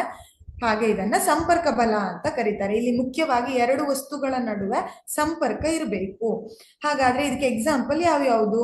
ಮೊದಲನೆಯದು ಸ್ನಾಯು ಬಲ, ಮಸ್ಕ್ಯುಲರ್ ಫೋರ್ಸ್ ಅಂತ ಹೇಳ್ತೇವೆ. ವಾಟ್ ಇಸ್ ದಿಸ್ ಸ್ನಾಯು ಬಲ? ಸ್ನಾಯು ಬಲ ಅಂದ್ರೆ ಏನು ಅಂದ್ರೆ, ಸ್ನಾಯುವಿನ ಮೂಲಕ, ಸ್ನಾಯು ಶಕ್ತಿಯನ್ನ ಬಳಸಿ, ಸ್ನಾಯುವಿನ ಬಲವನ್ನ ಪ್ರಯೋಗಿಸಿ ವಸ್ತುವನ್ನ ಏನ್ ಮಾಡ್ತೇವೆ, ಎತ್ತುತ್ತೇವೆ. ಅದನ್ನ ಸ್ನಾಯು ಬಲ ಅಂತ ಕರಿತೇವೆ. The force exerted by muscles ಅಂತ ಹೇಳ್ತೇವೆ. ಹೌದಾ, ಮಸಲ್ಸ್ ಅಂದ್ರೆ ಏನು? ಸ್ನಾಯುಗಳು. ವಸ್ತುಗಳನ್ನು ಚಲಿಸಲು ನಮ್ಮ ಸ್ನಾಯುಗಳ ಕ್ರಿಯೆಯಿಂದ ಸ್ನಾಯು ಬಲವನ್ನ ಏನ್ ಮಾಡ್ತೇವೆ, ಅನ್ವಯಿಸ್ತೇವೆ. ಇಲ್ಲಿ ಈ ಪರ್ಸನ್ ಏನ್ ಮಾಡಿದಾನೆ, ಒಂದು ಬಲವಾದ ಭಾರವಾದ ವಸ್ತುವನ್ನ ವೇಟ್ ಲಿಫ್ಟ್ ಮಾಡ್ತಾ ಇದ್ದಾನೆ ಅಲ್ವಾ. ಹಾಗೆ ಮಾಡುವಾಗ ಏನ್ ಬೇಕು ಅವರಿಗೆ? ಮಸ್ಕ್ಯುಲರ್ ಫೋರ್ಸ್ ಅಥವಾ ಸ್ನಾಯು ಬಲ ಬೇಕು. ಆ ಸ್ನಾಯು ಬಲದಿಂದ ಏನ್ ಮಾಡ್ತಾ ಇದ್ದಾನೆ, ಆ ಆಬ್ಜೆಕ್ಟ್ ಅನ್ನ ಎತ್ತುತ್ತಾ ಇದ್ದಾನೆ. ಇದನ್ನೇ ನಾವು ಏನಂತ ಕರಿತೇವೆ, ಸ್ನಾಯು ಬಲ ಅಂತ ಕರಿತೇವೆ, ಅಥವಾ ಮಸ್ಕ್ಯುಲರ್ ಫೋರ್ಸ್ ಅಂತ ಹೇಳ್ತೇವೆ. It is an example of contact force. ಸಂಪರ್ಕ ಬಲದಲ್ಲೇ ಬರುತ್ತೆ ಈ ಸ್ನಾಯು ಬಲ. ಇದನ್ನ ನೆನ್ಪಿಟ್ಕೊಳ್ಳಿ, ಆಯ್ತಾ. ನೆಕ್ಸ್ಟ್ ಒನ್ ಘರ್ಷಣೆ ಬಲ, ಅಥವಾ ಇದನ್ನ ನಾವು ನಿನ್ನೆ ಕ್ಲಾಸ್ ಅಲ್ಲಿ ಕಲ್ತಿದ್ದೇವೆ ಅಲ್ವಾ, ಫೋರ್ಸ್ ಆಫ್ ಫ್ರಿಕ್ಷನ್ ಅಂತ ಹೇಳ್ತೇವೆ. ಘರ್ಷಣಾ ಬಲ. ಇಲ್ಲಿ ಏನಾಗತ್ತೆ, ಎರಡು ವಸ್ತುಗಳ ಮೇಲ್ಮೈಗಳ ನಡುವೆ ಘರ್ಷಣೆ ಉಂಟಾಗತ್ತೆ. ಆ ಘರ್ಷಣೆ ಉಂಟಾಗಬೇಕು ಅಂದ್ರೆ ಎರಡು ವಸ್ತುಗಳು ಮೊದಲು ಏನಿರ್ಬೇಕು, ಕಾಂಟ್ಯಾಕ್ಟ್ ಅಲ್ಲಿ ಇರಬೇಕು. ಹಾಗಾಗಿ ಘರ್ಷಣಾ ಬಲವನ್ನು ಕೂಡ ನಾವು ಸಂಪರ್ಕ ಬಲದ ಎಕ್ಸಾಂಪಲ್ ಆಗಿ ಹೇಳ್ತಾರೆ, ಆಯ್ತಾ. ಸೊ ಇಲ್ಲಿ ನೋಡಿ, ಒಂದು ಪರ್ಸನ್ ಈ ಬಾಕ್ಸ್ ಅನ್ನ ತಳ್ತಾ ಇದ್ದಾರೆ ಅಲ್ವಾ. ಹೇಗ್ ತಳ್ತಾರೆ? ತಳ್ಳೋದಕ್ಕೆ ಕಾರಣ ಏನು? ಫ್ರಿಕ್ಷನ್ ಅಂತ ಹೇಳ್ತೇವೆ. ಹೌದಾ, ಇಲ್ಲಿ ಫ್ರಿಕ್ಷನ್ ಆಕ್ಟ್ ಆಗ್ತಾ ಇದೆ. ಯಾವ್ಯಾವ್ದ್ರ ನಡುವೆ? ಈ ಬಾಕ್ಸಿನ ಮೇಲ್ಮೈ ಮತ್ತು ಈ ನೆಲದ ಮೇಲ್ಮೈ ನಡುವೆ ಏನ್ ಆಕ್ಟ್ ಆಗ್ತಾ ಇದೆ? ಫ್ರಿಕ್ಷನ್ ಆಕ್ಟ್ ಆಗ್ತಾ ಇದೆ. ಇದನ್ನ ನಾನು ಲಾಸ್ಟ್ ಕ್ಲಾಸ್ ಅಲ್ಲಿ ಹೇಳಿದ್ದೆ. ಸೊ ಇಲ್ಲಿ ಇವೆರಡು ಕಾಂಟ್ಯಾಕ್ಟ್ ಇರೋದ್ರಿಂದನೇ ಘರ್ಷಣೆ ಉತ್ಪತ್ತಿ ಆಗಿದೆ, ಆಯ್ತಾ. ಅದಕ್ಕಾಗಿ ಇದನ್ನು ಕೂಡ ನಾವು ಏನಂತ ಹೇಳ್ತೇವೆ, ಸಂಪರ್ಕ ಬಲ ಅಂತ ಹೇಳ್ತೇವೆ. ಹಾಗಾದ್ರೆ ನೆಕ್ಸ್ಟ್ ಒನ್ ಸಂಪರ್ಕ ರಹಿತ ಬಲ. What is non contact force? ಇಲ್ಲಿ non contact means here there is no contact between two objects. ಇಲ್ಲಿ ಏನಾಗ್ತಾ ಇದೆ, ಎರಡು ಆಬ್ಜೆಕ್ಟ್ ಗಳ ನಡುವೆ ಕಾಂಟ್ಯಾಕ್ಟೇ ಇಲ್ಲ, ಆಯ್ತಾ. ಇಲ್ಲದೆ ಇದ್ರೂ ಬಲ ಹೇಗೆ ಪ್ರಯೋಗ ಆಗುತ್ತೆ ಅನ್ನೋದನ್ನ ನೋಡೋಣ. ಹಾಗಾದ್ರೆ ಬಲ ಪ್ರಯೋಗ ಆಗ್ಬೇಕು ಅಂದ್ರೆ ಸಂಪರ್ಕ ಇರ್ಲೇಬೇಕು ಅಂತ ಇಲ್ಲ ಅಂತ ಆಯ್ತು ಅಲ್ವಾ. ಸಂಪರ್ಕ ಇಲ್ಲ ಅಂದ್ರೂ ಕೂಡ ಏನ್ ಆಕ್ಟ್ ಆಗತ್ತೆ, ಕೆಲವೊಂದ್ಸಲ ಬಲ ಪ್ರಯೋಗ ಆಗತ್ತೆ. ಹಾಗಾದ್ರೆ ಏನದು, ಹೇಗಾಗತ್ತೆ ಅನ್ನೋದನ್ನ V will C now. Okay, see here, what is the definition tells that non contact force ಅಂದ್ರೆ ಏನು? These forces act on an object from a distance without any physical contact. It is very, very important. ಎರಡು ವಸ್ತುಗಳು ಪರಸ್ಪರ ಸಂಪರ್ಕದಲ್ಲಿ ಇಲ್ಲದಿದ್ದಾಗಲೂ ಉಂಟಾಗುವ ಬಲವನ್ನ ಸಂಪರ್ಕ ರಹಿತ ಬಲ ಅಂತ ಹೇಳ್ತೇವೆ. ಹಾಗಾದ್ರೆ ಹೇಗೆ? ಎಕ್ಸಾಂಪಲ್ ಅಲ್ಲಿ ಹೇಳ್ತೇನೆ ಹೇಗೆ ಅಂತ. ಫಸ್ಟ್ ಎಕ್ಸಾಂಪಲ್ ಗುರುತ್ವಾಕರ್ಷಣಾ ಬಲ ಆರ್ ಗ್ರಾವಿಟೇಷನಲ್ ಫೋರ್ಸ್ ಅಂತ ಹೇಳ್ತೇವೆ ಅಲ್ವಾ. ಗ್ರಾವಿಟೇಷನಲ್ ಫೋರ್ಸ್ ನಮ್ಗೆಲ್ಲ ಗೊತ್ತಿದೆ ಹೇಗೆ ಆಕ್ಟ್ ಆಗತ್ತೆ. ದ್ರವ್ಯರಾಶಿ ಹೊಂದಿರುವ ಯಾವುದೇ ಎರಡು ವಸ್ತುಗಳ ನಡುವಿನ ಆಕರ್ಷಣಾ ಬಲವನ್ನ ಏನಂತ ಕರಿತೇವೆ? ಗ್ರಾವಿಟೇಷನಲ್ ಫೋರ್ಸ್ ಅಥವಾ ಗುರುತ್ವಾಕರ್ಷಣಾ ಬಲ ಅಂತ ಕರಿತೇವೆ. The attraction force between any two objects with mass, that is called gravitational force. ಹಾಗಾದ್ರೆ ನೋಡಿ, ಇಲ್ಲೇ ಈ ಇಮೇಜ್ ಅಲ್ಲಿ ಏನ್ ತೋರಿಸಿದ್ದೇನೆ ನಾನು, ಗ್ರಹಗಳ ಮೂಮೆಂಟ್ ಇದೆ ಹೌದಾ. ಇವು ಕಕ್ಷೆಯಲ್ಲಿ ಸುತ್ತುತ್ತಾ ಇರುತ್ತೆ. ಇದಕ್ಕೆ ಕಾರಣ ಏನು? ಗುರುತ್ವಾಕರ್ಷಣಾ ಬಲ ಅಂತ ಹೇಳ್ತೇವೆ. ಗುರುತ್ವಾಕರ್ಷಣಾ ಬಲ ಇದ್ದಿದ್ರಿಂದನೇ ಇದು ಏನಾಯ್ತು, ಗ್ರಹಗಳು ಅಥವಾ ಉಪಗ್ರಹಗಳು ಏನಾಗತ್ತೆ, ಭೂಮಿಯ ಸುತ್ತ ಸುತ್ತುತ್ತೆ. This reason is gravitational force. So ಇಲ್ಲಿ ಸಂಪರ್ಕ ಇರೋದಿಲ್ಲ, ಒಂದಕ್ಕೊಂದು ಏನಿಲ್ಲ, ಟಚ್ ಆಗದೇನೆ ಮೂವ್ ಆಗ್ತಾ ಇದೆ, ಹೌದಾ? ಅದಕ್ಕಾಗಿ ಇದನ್ನ ಸಂಪರ್ಕ ರಹಿತ ಬಲ ಅಂತ ಹೇಳ್ತೇವೆ. ಎರಡನೇದು ಕಾಂತೀಯ ಬಲ ಆರ್ ಮ್ಯಾಗ್ನೆಟಿಕ್ ಫೋರ್ಸ್ ಅಂತ ಹೇಳ್ತೇವೆ. ಇದು ಕೂಡ ನಿಮ್ಗೆ ಗೊತ್ತಿದೆ ಅಲ್ವಾ? ಎರಡು ಮ್ಯಾಗ್ನೆಟ್ ಅನ್ನ ಹತ್ರ ತಗೊಂಡ್ ಬಂದಾಗ ಏನಾಗುತ್ತೆ, ಅಟ್ರಾಕ್ಷನ್ ರಿಪಲ್ಷನ್ ಅನ್ನ ನೋಡ್ತೇವೆ, ಹೌದಾ? ರಿಪಲ್ಷನ್ ಧ್ರುವಗಳ ಮೇಲೆ ಡಿಪೆಂಡ್. ಸೊ ಇಲ್ಲಿ ಹಾಗಾಗ್ಲಿಕ್ಕೆ ಕಾರಣ ಏನು? ಅವು ಸಂಪರ್ಕದಲ್ಲಿ ಇಲ್ಲ, ಆದ್ರೂ ಆಗ್ತಾ ಇದೆ ಅಂದ್ರೆ ಅವುಗಳ ನಡುವೆ ಕಾಂತೀಯ ಬಲ ಆಕ್ಟ್ ಆಗ್ತಾ ಇದೆ. ಇತರ ಕಾಂತೀಯ ವಸ್ತುಗಳ ಮೇಲೆ ಆಯಸ್ಕಾಂತ ಬೀರುವ ಬಲವನ್ನ ಕಾಂತೀಯ ಬಲ ಅಂತ ಕರಿತೇವೆ. The force exerted by magnets on other magnets or magnetic materials, that is called magnetic force. ಅದನ್ನ ಏನಂತ ಕರಿತೇವೆ? ಕಾಂತೀಯ ಬಲ ಅಂತ ಹೇಳ್ತೇವೆ. ನೋಡಿ, ಇಲ್ಲಿ ಎರಡು ಮ್ಯಾಗ್ನೆಟ್ ಇದೆ, ಇದನ್ನ ಹತ್ರ ತಗೊಂಡ್ ಬಂದಾಗ ಏನಾಗುತ್ತೆ, ಅಟ್ರಾಕ್ಷನ್ ಆಗುತ್ತೆ, ದೂರ ಹೋದಾಗ ರಿಪಲ್ಷನ್ ಆಗುತ್ತೆ. ಇವೆರಡನ್ನು ನಾವಿಲ್ಲಿ ಏನ್ ಮಾಡ್ಲಿಲ್ಲ, ಕಾಂಟ್ಯಾಕ್ಟ್ ಮಾಡ್ತಾ ಇಲ್ಲ ಅಲ್ವಾ? ಆದ್ರೂ ಕೂಡ ಏನ್ ಆಕ್ಟ್ ಆಗ್ತಾ ಇದೆ, ಸಂಪರ್ಕ ರಹಿತ ಬಲ ಆಕ್ಟ್ ಆಗ್ತಾ ಇದೆ. ನೆಕ್ಸ್ಟ್ ಒನ್ ಸ್ಥಾಯಿ ವಿದ್ಯುತ್ ಬಲ ಆರ್ ಎಲೆಕ್ಟ್ರೋಸ್ಟ್ಯಾಟಿಕ್ ಫೋರ್ಸ್ ಅಂತ ಹೇಳ್ತೇವೆ. ಏನಿದು ಎಲೆಕ್ಟ್ರೋಸ್ಟ್ಯಾಟಿಕ್ ಫೋರ್ಸ್ ಅಂದ್ರೆ, ಇಲ್ಲಿ ಏನ್ ಮಾಡ್ತೇವೆ, ಒಂದು ವಸ್ತುವನ್ನ ತಗೊಂಡು ಆ ವಸ್ತುವನ್ನ ಚಾರ್ಜ್ ಮಾಡ್ತೇವೆ. First the force of attraction or repulsion between electrically charged objects ಅಂತ ಹೇಳ್ತೇವೆ. ಇಲೆಕ್ಟ್ರಿಕಲಿ ಚಾರ್ಜ್ಡ್ ಆಬ್ಜೆಕ್ಟ್ಸ್, ವಿದ್ಯುತ್ ಚಾರ್ಜ್ ಮಾಡಿದ ದೇಹಗಳು ಅಥವಾ ಕಣಗಳ ನಡುವಿನ ಆಕರ್ಷಣೆ ಅಥವಾ ವಿಕರ್ಷಣಾ ಬಲವನ್ನ ಏನಂತ ಕರಿತೇವೆ? ಸ್ಥಾಯಿ ವಿದ್ಯುತ್ ಅಥವಾ ಎಲೆಕ್ಟ್ರೋಸ್ಟ್ಯಾಟಿಕ್ ಫೋರ್ಸ್ ಅಂತ ಕರಿತೇವೆ. ಹೇಗಾಗತ್ತೆ ಅನ್ನೋದನ್ನ ನೀವು ಬೇರೆ ಅಧ್ಯಾಯದಲ್ಲಿ ಕಲ್ತಿರ್ತೀರ, ನಾನು ಸಂಕ್ಷಿಪ್ತವಾಗಿ ಹೇಳ್ತೇನೆ, ಆಯ್ತಾ? ಇಲ್ಲಿ ಏನಿದೆ, ಒಂದು ಬಲೂನ್ ಅನ್ನ ತಗೊಂಡಿದ್ದೇವೆ, ಇದನ್ನ ಏನ್ ಮಾಡ್ಬೇಕು, ಚಾರ್ಜ್ ಮಾಡ್ಬೇಕಲ್ವಾ? ಇದನ್ನೇ ಚಾರ್ಜ್ ಮಾಡ್ಬೇಕು ಅಂದ್ರೆ ಬೇರೆ ಒಂದು ಆಬ್ಜೆಕ್ಟ್ ಗೆ ಏನ್ ಮಾಡ್ತೀರಾ, ಉಜ್ಜುತ್ತೀರಾ, ಅಥವಾ ರಬ್ ಅಂತ ಹೇಳ್ತೇವೆ ಅಲ್ವಾ? ಸೊ ಈ ಬಲೂನ್ ಅನ್ನ ಬೇರೆ ಆಬ್ಜೆಕ್ಟ್ ಜೊತೆ ರಬ್ ಮಾಡಿದಾಗ ಏನಾಗುತ್ತೆ, ಇದು ಚಾರ್ಜ್ಡ್ ಪಾರ್ಟಿಕಲ್ ಆಗತ್ತೆ. ನೆಕ್ಸ್ಟ್ ಅಲ್ಲಿ ಅದನ್ನ ನಮ್ಮ ಕೂದ್ಲ ಹತ್ರ ತಂದಾಗ ನಮ್ಮ ಕೂದ್ಲೆಲ್ಲ ಏನಾಗತ್ತೆ, ಸ್ಟ್ರೈಟ್ ಆಗತ್ತೆ ಅಲ್ವಾ? ಕಾರಣ ಏನು? ಈ ಕೂದ್ಲು ಈ ಚಾರ್ಜ್ಡ್ ಪಾರ್ಟಿಕಲ್ ಜೊತೆ ಅಟ್ರಾಕ್ಟ್ ಆಗತ್ತೆ. ನಾವ್ ಇದನ್ನ ಟಚ್ ಮಾಡ್ತಾ ಇಲ್ಲ ಇಲ್ಲಿ, ಹೌದಾ? ಬಲೂನ್ ಅನ್ನ ತಲೆಗೆ ಟಚ್ ಮಾಡಿಲ್ಲ, ಕೂದ್ಲಿಗೆ. ಅದು ಹತ್ರ ತಂದ್ಕೂಳೇನೆ ಹಾಗಾಗತ್ತೆ. ಕಾರಣ ಸಂಪರ್ಕ ರಹಿತ ಬಲ ಅಂತ ಹೇಳ್ತೇವೆ. ಸೊ ಇವೆಲ್ಲವೂ ಕೂಡ ಗುರುತ್ವಾಕರ್ಷಣಾ ಬಲ, ಕಾಂತೀಯ ಬಲ, ಸ್ಥಾಯಿ ವಿದ್ಯುತ್ ಬಲ, ಇವೆಲ್ಲ ಯಾವ್ದ್ರ ಅಂಡರ್ ಬರುತ್ತೆ? These all are comes under non contact force ಅಥವಾ ಸಂಪರ್ಕ ರಹಿತ ಬಲ ಅಂತ ಹೇಳ್ತೇವೆ. ಸೊ ಅದಷ್ಟು ಬಲದ ಬಗ್ಗೆ ಆಯ್ತು. ನೆಕ್ಸ್ಟ್ ಅಲ್ಲಿ ಒತ್ತಡ ಅಥವಾ ಪ್ರೆಷರ್ ಬಗ್ಗೆ ನೋಡೋಣ. What is this pressure or what is ಒತ್ತಡ ಅಂದ್ರೆ ಏನು? ಈಗಷ್ಟೇ ನಾವು ಬಲದ ಬಗ್ಗೆ ಕಲ್ತಿದ್ದೇವೆ. Is there any relationship between this force and pressure? ಬಲ ಮತ್ತು ಒತ್ತಡದ ನಡುವೆ ಏನಾದ್ರೂ ಕನೆಕ್ಷನ್ ಇದೆಯಾ ಅನ್ನೋದನ್ನ ನೋಡೋಣ, ಆಯ್ತಾ? ನೋಡಿ, ಇಲ್ಲಿ ಫಸ್ಟ್ ಇಮೇಜ್ ಅಲ್ಲಿ ನಾನು ಏನನ್ನು ತೋರಿಸಿದ್ದೇನೆ ಅಂದ್ರೆ, ಒಂದು ಸುತ್ತಿಗೆ ಇದೆ, ಇಲ್ಲಿ ಒಂದು ಮೊಳೆ ಇದೆ, ಐರನ್ ನೇಲ್, ಹೌದಾ? ಏನ್ ಮಾಡಿದ್ದಾರೆ, ಒಂದು ಹಲಗೆಗೆ ಆ ಮೊಳೆಯನ್ನ ಫಿಕ್ಸ್ ಮಾಡ್ತಾ ಇದ್ದಾರೆ. ಫಿಕ್ಸ್ ಮಾಡ್ಬೇಕು ಅಂದ್ರೆ ಏನಾಗ್ಬೇಕು, ಇಲ್ಲಿ ಈ ಸುತ್ತಿಗೆಯಿಂದ ಜಪ್ಪಬೇಕು ಅಲ್ವಾ, ಹೊಡಿಬೇಕು. ಹಾಗೆ ಆಗ್ಬೇಕು ಅಂದ್ರೆ ಇಲ್ಲಿ ಏನ್ ಆಕ್ಟ್ ಆಗ್ಬೇಕು, ಫೋರ್ಸ್ ಹಾಕ್ಬೇಕು, ಅಥವಾ ನಾವು ಬಲ ಪ್ರಯೋಗ ಮಾಡಿ ಕುಟ್ಟಬೇಕು, ಹೌದಾ? ಅಥವಾ ಇದನ್ನ ಪ್ರೆಸ್ ಮಾಡಬೇಕು ಈ ಮೊಳೆಗೆ. ಹಾಗೆ ಇಲ್ಲಿ ಏನಾಯ್ತು, ಫೋರ್ಸ್ ಆಕ್ಟ್ ಆಯ್ತು. ಹಾಗೆ ಎಲ್ಲ ಆಕ್ಟ್ ಆಗ್ತಾ ಇದೆ, ಒಂದು ನಿರ್ದಿಷ್ಟ ಪಾಯಿಂಟ್ ಅಲ್ಲಿ, ಒಂದು ನಿರ್ದಿಷ್ಟ ಕ್ಷೇತ್ರದಲ್ಲಿ ಅಥವಾ ನಿರ್ದಿಷ್ಟ ವಿಸ್ತೀರ್ಣದಲ್ಲಿ ಅಂತ ಹೇಳ್ತೇವೆ ಅಲ್ವಾ? ಸೊ ಇಲ್ಲಿ ನಿರ್ದಿಷ್ಟ ಏರಿಯಾದಲ್ಲಿ ಏನ್ ಆಕ್ಟ್ ಆಗ್ತಾ ಇದೆ, ಫೋರ್ಸ್ ಆಕ್ಟ್ ಆಗ್ತಾ ಇದೆ. ಹಾಗೆ ಆಕ್ಟ್ ಆಗಿದ್ರಿಂದಾನೇ ಈ ಮೊಳೆಯನ್ನ ನಾವು ಏನ್ ಮಾಡ್ಬೋದು, ಫಿಕ್ಸ್ ಮಾಡಬಹುದು ಅಂತ ಹೇಳ್ತೇವೆ. ಹಾಗಾದ್ರೆ ಫೋರ್ಸಿಗೆ ಮತ್ತೆ ಪ್ರೆಷರಿಗೆ ಏನಿದೆ, ರಿಲೇಶನ್ಶಿಪ್ ಇದೆ ಅನ್ನೋದು ಕನ್ಫರ್ಮ್ ಆಯ್ತು ಅಲ್ವಾ? ನೋಡಿ, ಇಲ್ಲೂ ಕೂಡ ಏನಾಗ್ತಾ ಇದೆ, ಬಲ ಪ್ರಯೋಗದಿಂದ ಈ ಲಗೇಜ್ ಅನ್ನ ಈ ಪರ್ಸನ್ ತಲೆ ಮೇಲೆ ಇಟ್ಟಿದ್ದಾರೆ. ನಿರ್ದಿಷ್ಟ ವಿಸ್ತೀರ್ಣದಲ್ಲಿ ಈ ಬಲ ಪ್ರಯೋಗ ಆಗ್ತಾ ಇದೆ. ಅದಕ್ಕಾಗಿ ಇವರಿಗೆ ಪ್ರೆಷರ್, ಇಲ್ಲಿ ಒತ್ತಡ, ಇವರ ತಲೆ ಮೇಲೆ ಒತ್ತಡ ಬಿದ್ದಿದೆ ಅಥವಾ ಪ್ರೆಷರ್ ಹಾಕಿದ್ದೇವೆ ಅಂತ ಹೇಳ್ತೇವೆ, ಹೌದಾ? ಈ ಇಮೇಜ್ ಕೂಡ ಅದನ್ನ ಹೇಳುತ್ತೆ. ಹಾಗಾದ್ರೆ ಸರಿಯಾಗಿ ಈಗ ನಮ್ಗೆ ಗೊತ್ತಾಯ್ತು, there must be some relationship between this force, area and pressure ಅಂತ, ಹೌದಾ? ಹಾಗಾದ್ರೆ ವ್ಯಾಖ್ಯೆಯನ್ನ ಹೇಗೆ ಹೇಳ್ತೇವೆ? What is pressure? Pressure is defined as the force applied per unit area of a surface ಅಂತ ಹೇಳ್ತೇವೆ. ಯೂನಿಟ್ ಏರಿಯಾದಲ್ಲಿ, ಒಂದು ನಿರ್ದಿಷ್ಟ ವಿಸ್ತೀರ್ಣದಲ್ಲಿ ಅಪ್ಲೈ ಆಗ್ತಾ ಇರುವ ಅಥವಾ ಪ್ರಯೋಗ ಆಗ್ತಾ ಇರುವ ಬಲವನ್ನೇ ನಾವು ಏನಂತ ಕರಿತೇವೆ? ಒತ್ತಡ ಅಥವಾ ಪ್ರೆಷರ್ ಅಂತ ಕರಿತೇವೆ. ಪ್ರೆಷರ್ ಹಾಗಾದ್ರೆ ಒಂದು ಏಕಮಾನ ವಿಸ್ತೀರ್ಣದ ಮೇಲೆ ವರ್ತಿಸುವ ಬಲದ ಪರಿಮಾಣಕ್ಕೆ ಒತ್ತಡ ಎನ್ನುವರು. ಹಾಗಾದ್ರೆ ಒತ್ತಡದ ಸೂತ್ರವನ್ನ ಈ ವ್ಯಾಖ್ಯೆಯನ್ನ ಬಳಸಿ ಬರಿತೇವೆ. Pressure is equal to force by area or P is equal to F by A ಅಂತ ಹೇಳ್ತೇವೆ.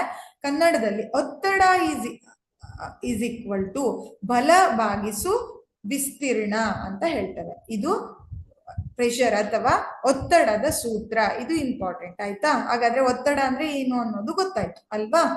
ಈಗ ನೆಕ್ಸ್ಟ್ ಒತ್ತಡದ ಬಗ್ಗೆ ಇನ್ನೂ ಹೆಚ್ಚಿನದನ್ನ ಕಲಿಯೋಣ. ಈಗ ನೋಡಿ ಇಲ್ಲಿ force pressure is equal to force by area ಅಂತ ಹೇಳಿದ್ನಲ್ವಾ ನಾನಿಲ್ಲಿ. ಒತ್ತಡ, ಪ್ರೆಷರ್ ಅಂದ್ರೆ ಒತ್ತಡ, ಇದು ಏನಿದೆ ಇಲ್ಲಿ ಬಲಕ್ಕೆ ನೇರ ಅನುಪಾತದಲ್ಲಿದೆ. ಹೌದಾ, ಏನಾಗ್ತಾ ಇದೆ, ಬಲಕ್ಕೆ ನೇರ ಅನುಪಾತದಲ್ಲಿದೆ. ಅದೇ ವಿಸ್ತೀರ್ಣ ಅಥವಾ ಏರಿಯಾ ಅಂತ ಹೇಳ್ತೀರಾ ಅಲ್ವಾ, ಅದಕ್ಕೆ ವಿಲೋಮ ಅನುಪಾತದಲ್ಲಿದೆ. ಕಾಣಿಸ್ತಾ ಇದೆಯಾ, ವಿಲೋಮ ಅನುಪಾತದಲ್ಲಿದೆ. ಹಾಗಾದ್ರೆ ಅರ್ಥ ಏನು ಇದ್ರದ್ದು? ವಿಲೋಮ ಅನುಪಾತ ನೇರ ಅನುಪಾತ ಅಂದ್ರೆ ಅರ್ಥ ಏನು ಹಾಗಾದ್ರೆ? What is the meaning of this equation? Equation ಅರ್ಥ ಏನು? ಫೋರ್ಸ್ ಅಥವಾ pressure is directly proportional to force ಅಂತ ಹೇಳ್ತೇವೆ. ಒತ್ತಡ ಬಲದಲ್ಲಿ ನೇರ ಅನುಪಾತದಲ್ಲಿದೆ. ಇದರ ಬಲ ಪ್ರಯೋಗ ಆಗೋ ವಿಸ್ತೀರ್ಣಕ್ಕೆ ವಿಲೋಮ ಅನುಪಾತದಲ್ಲಿದೆ. ಅಂದ್ರೆ ಅರ್ಥ, ಬಲ ಹೆಚ್ಚಾದ ಹಾಗೆ ಪ್ರೆಷರ್ ಕೂಡ ಏನಾಗತ್ತೆ, ಜಾಸ್ತಿ ಆಗತ್ತೆ. ಅಂದ್ರೆ ನೇರ ಅನುಪಾತ ಅಂದ್ರೆ ಪ್ರೆಷರ್ ಹೆಚ್ಚು ಕಡಿಮೆ ಆದಾಗೆ ಅದಕ್ಕೆ ತಕ್ಕಾಗೆ ಏನಾಗ್ಬೇಕು, ಫೋರ್ಸ್ ಕೂಡ ಹೆಚ್ಚು ಕಡಿಮೆ ಇರಬೇಕು ಅಂತ ಅರ್ಥ. ಅದಕ್ಕೆ ನೇರ ಅನುಪಾತ ಅಂತ ಹೇಳ್ತಾರೆ. ವಿಲೋಮ ಅನುಪಾತ ಅಂದ್ರೆ ವಿಸ್ತೀರ್ಣ ಜಾಸ್ತಿ ಇದ್ದಷ್ಟು ಒತ್ತಡ ಕಡಿಮೆ ಇರುತ್ತೆ. ಅಂದ್ರೆ ಅರ್ಥ ಏನು, ಏರಿಯಾ ಜಾಸ್ತಿ ಇದೆ ಅಂದ್ರೆ ಪ್ರೆಷರು ಕಡಿಮೆ ಆಕ್ಟ್ ಆಗ್ತಾ ಇದೆ ಅಂತ ಅರ್ಥ. ಅದೇ ಏರಿಯಾ ಕಡಿಮೆ ಇದೆ ಅಂದ್ರೆ ಪ್ರೆಷರು ಜಾಸ್ತಿ ಆಕ್ಟ್ ಆಗ್ತಾ ಇದೆ ಅಂತ ಅರ್ಥ.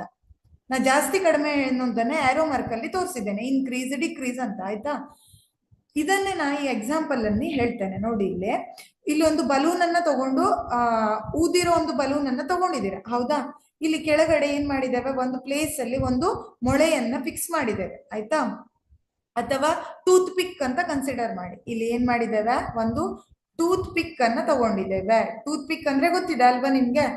ಸೊ ಅಲ್ಲಿ ಫಿಕ್ಸ್ ಮಾಡಿದ್ದೇವೆ. ನೆಕ್ಸ್ಟ್ ಇಲ್ಲಿ ಸೆಕೆಂಡ್ ಇಮೇಜ್ ಅಲ್ಲಿ ತುಂಬಾ ಟೂತ್ ಪಿಕ್ಸ್ ಇದೆ ಕೆಳಗಡೆ ಫಿಕ್ಸ್ ಹಾಕೊಂಡು, ಅದರ ಮೇಲೆ ಈ ಬಲೂನ್ ಅನ್ನ ಇಡ್ತಾ ಇದ್ದೇವೆ. ಆಯ್ತಾ, ಇಲ್ಲಿ ಈಗ ಏನು ಬದಲಾವಣೆಯನ್ನ ನೋಡ್ಬಹುದು ಇದು ಎರಡು ಡೈಗ್ರಾಮ್ ಅಲ್ಲಿ. ಏನು ಅಬ್ಸರ್ವ್ ಮಾಡ್ತೇವೆ ನಾವು? ಫಸ್ಟ್ ಅಲ್ಲಿ ಏನ್ ಮಾಡಿದ್ದೇವೆ, ಈ ಬಲೂನ್ ಅಲ್ಲಿ ಬಲ ಪ್ರಯೋಗ ಹಾಕಿ ಈ ಟೂತ್ ಪಿಕ್ ಮೇಲೆ ಇಡ್ತಾ ಇದ್ದೇವೆ. ಟೂತ್ ಪಿಕ್ ಏನಿದೆ, ಕಡಿಮೆ ಇದೆ. ಕಡಿಮೆ ಇದೆ ಅಂದ್ರೆ ಇಲ್ಲಿ ವಿಸ್ತೀರ್ಣ ಏನಿದೆ, ಏರಿಯಾ ಕಡಿಮೆ ಇದೆ ಅಂತ ಆಯ್ತು. ಹೌದಾ, ಏರಿಯಾ ಏನಿದೆ, ಕಡಿಮೆ ಇದೆ. ಕಡಿಮೆ ಏರಿಯಾದ ಮೇಲೆ ಬಲ ಪ್ರಯೋಗ ಆಗ್ತಾ ಇದೆ, ಫೋರ್ಸ್ ಅಪ್ಲೈ ಹಾಕಿದೀರಾ. ಹಾಗಾದ್ರೆ ಪ್ರೆಷರ್ ಏನಾಗ್ಬೇಕು? ನಾನು ಹೇಳಿದೆ, ವಿಸ್ತೀರ್ಣ ಕಡಿಮೆ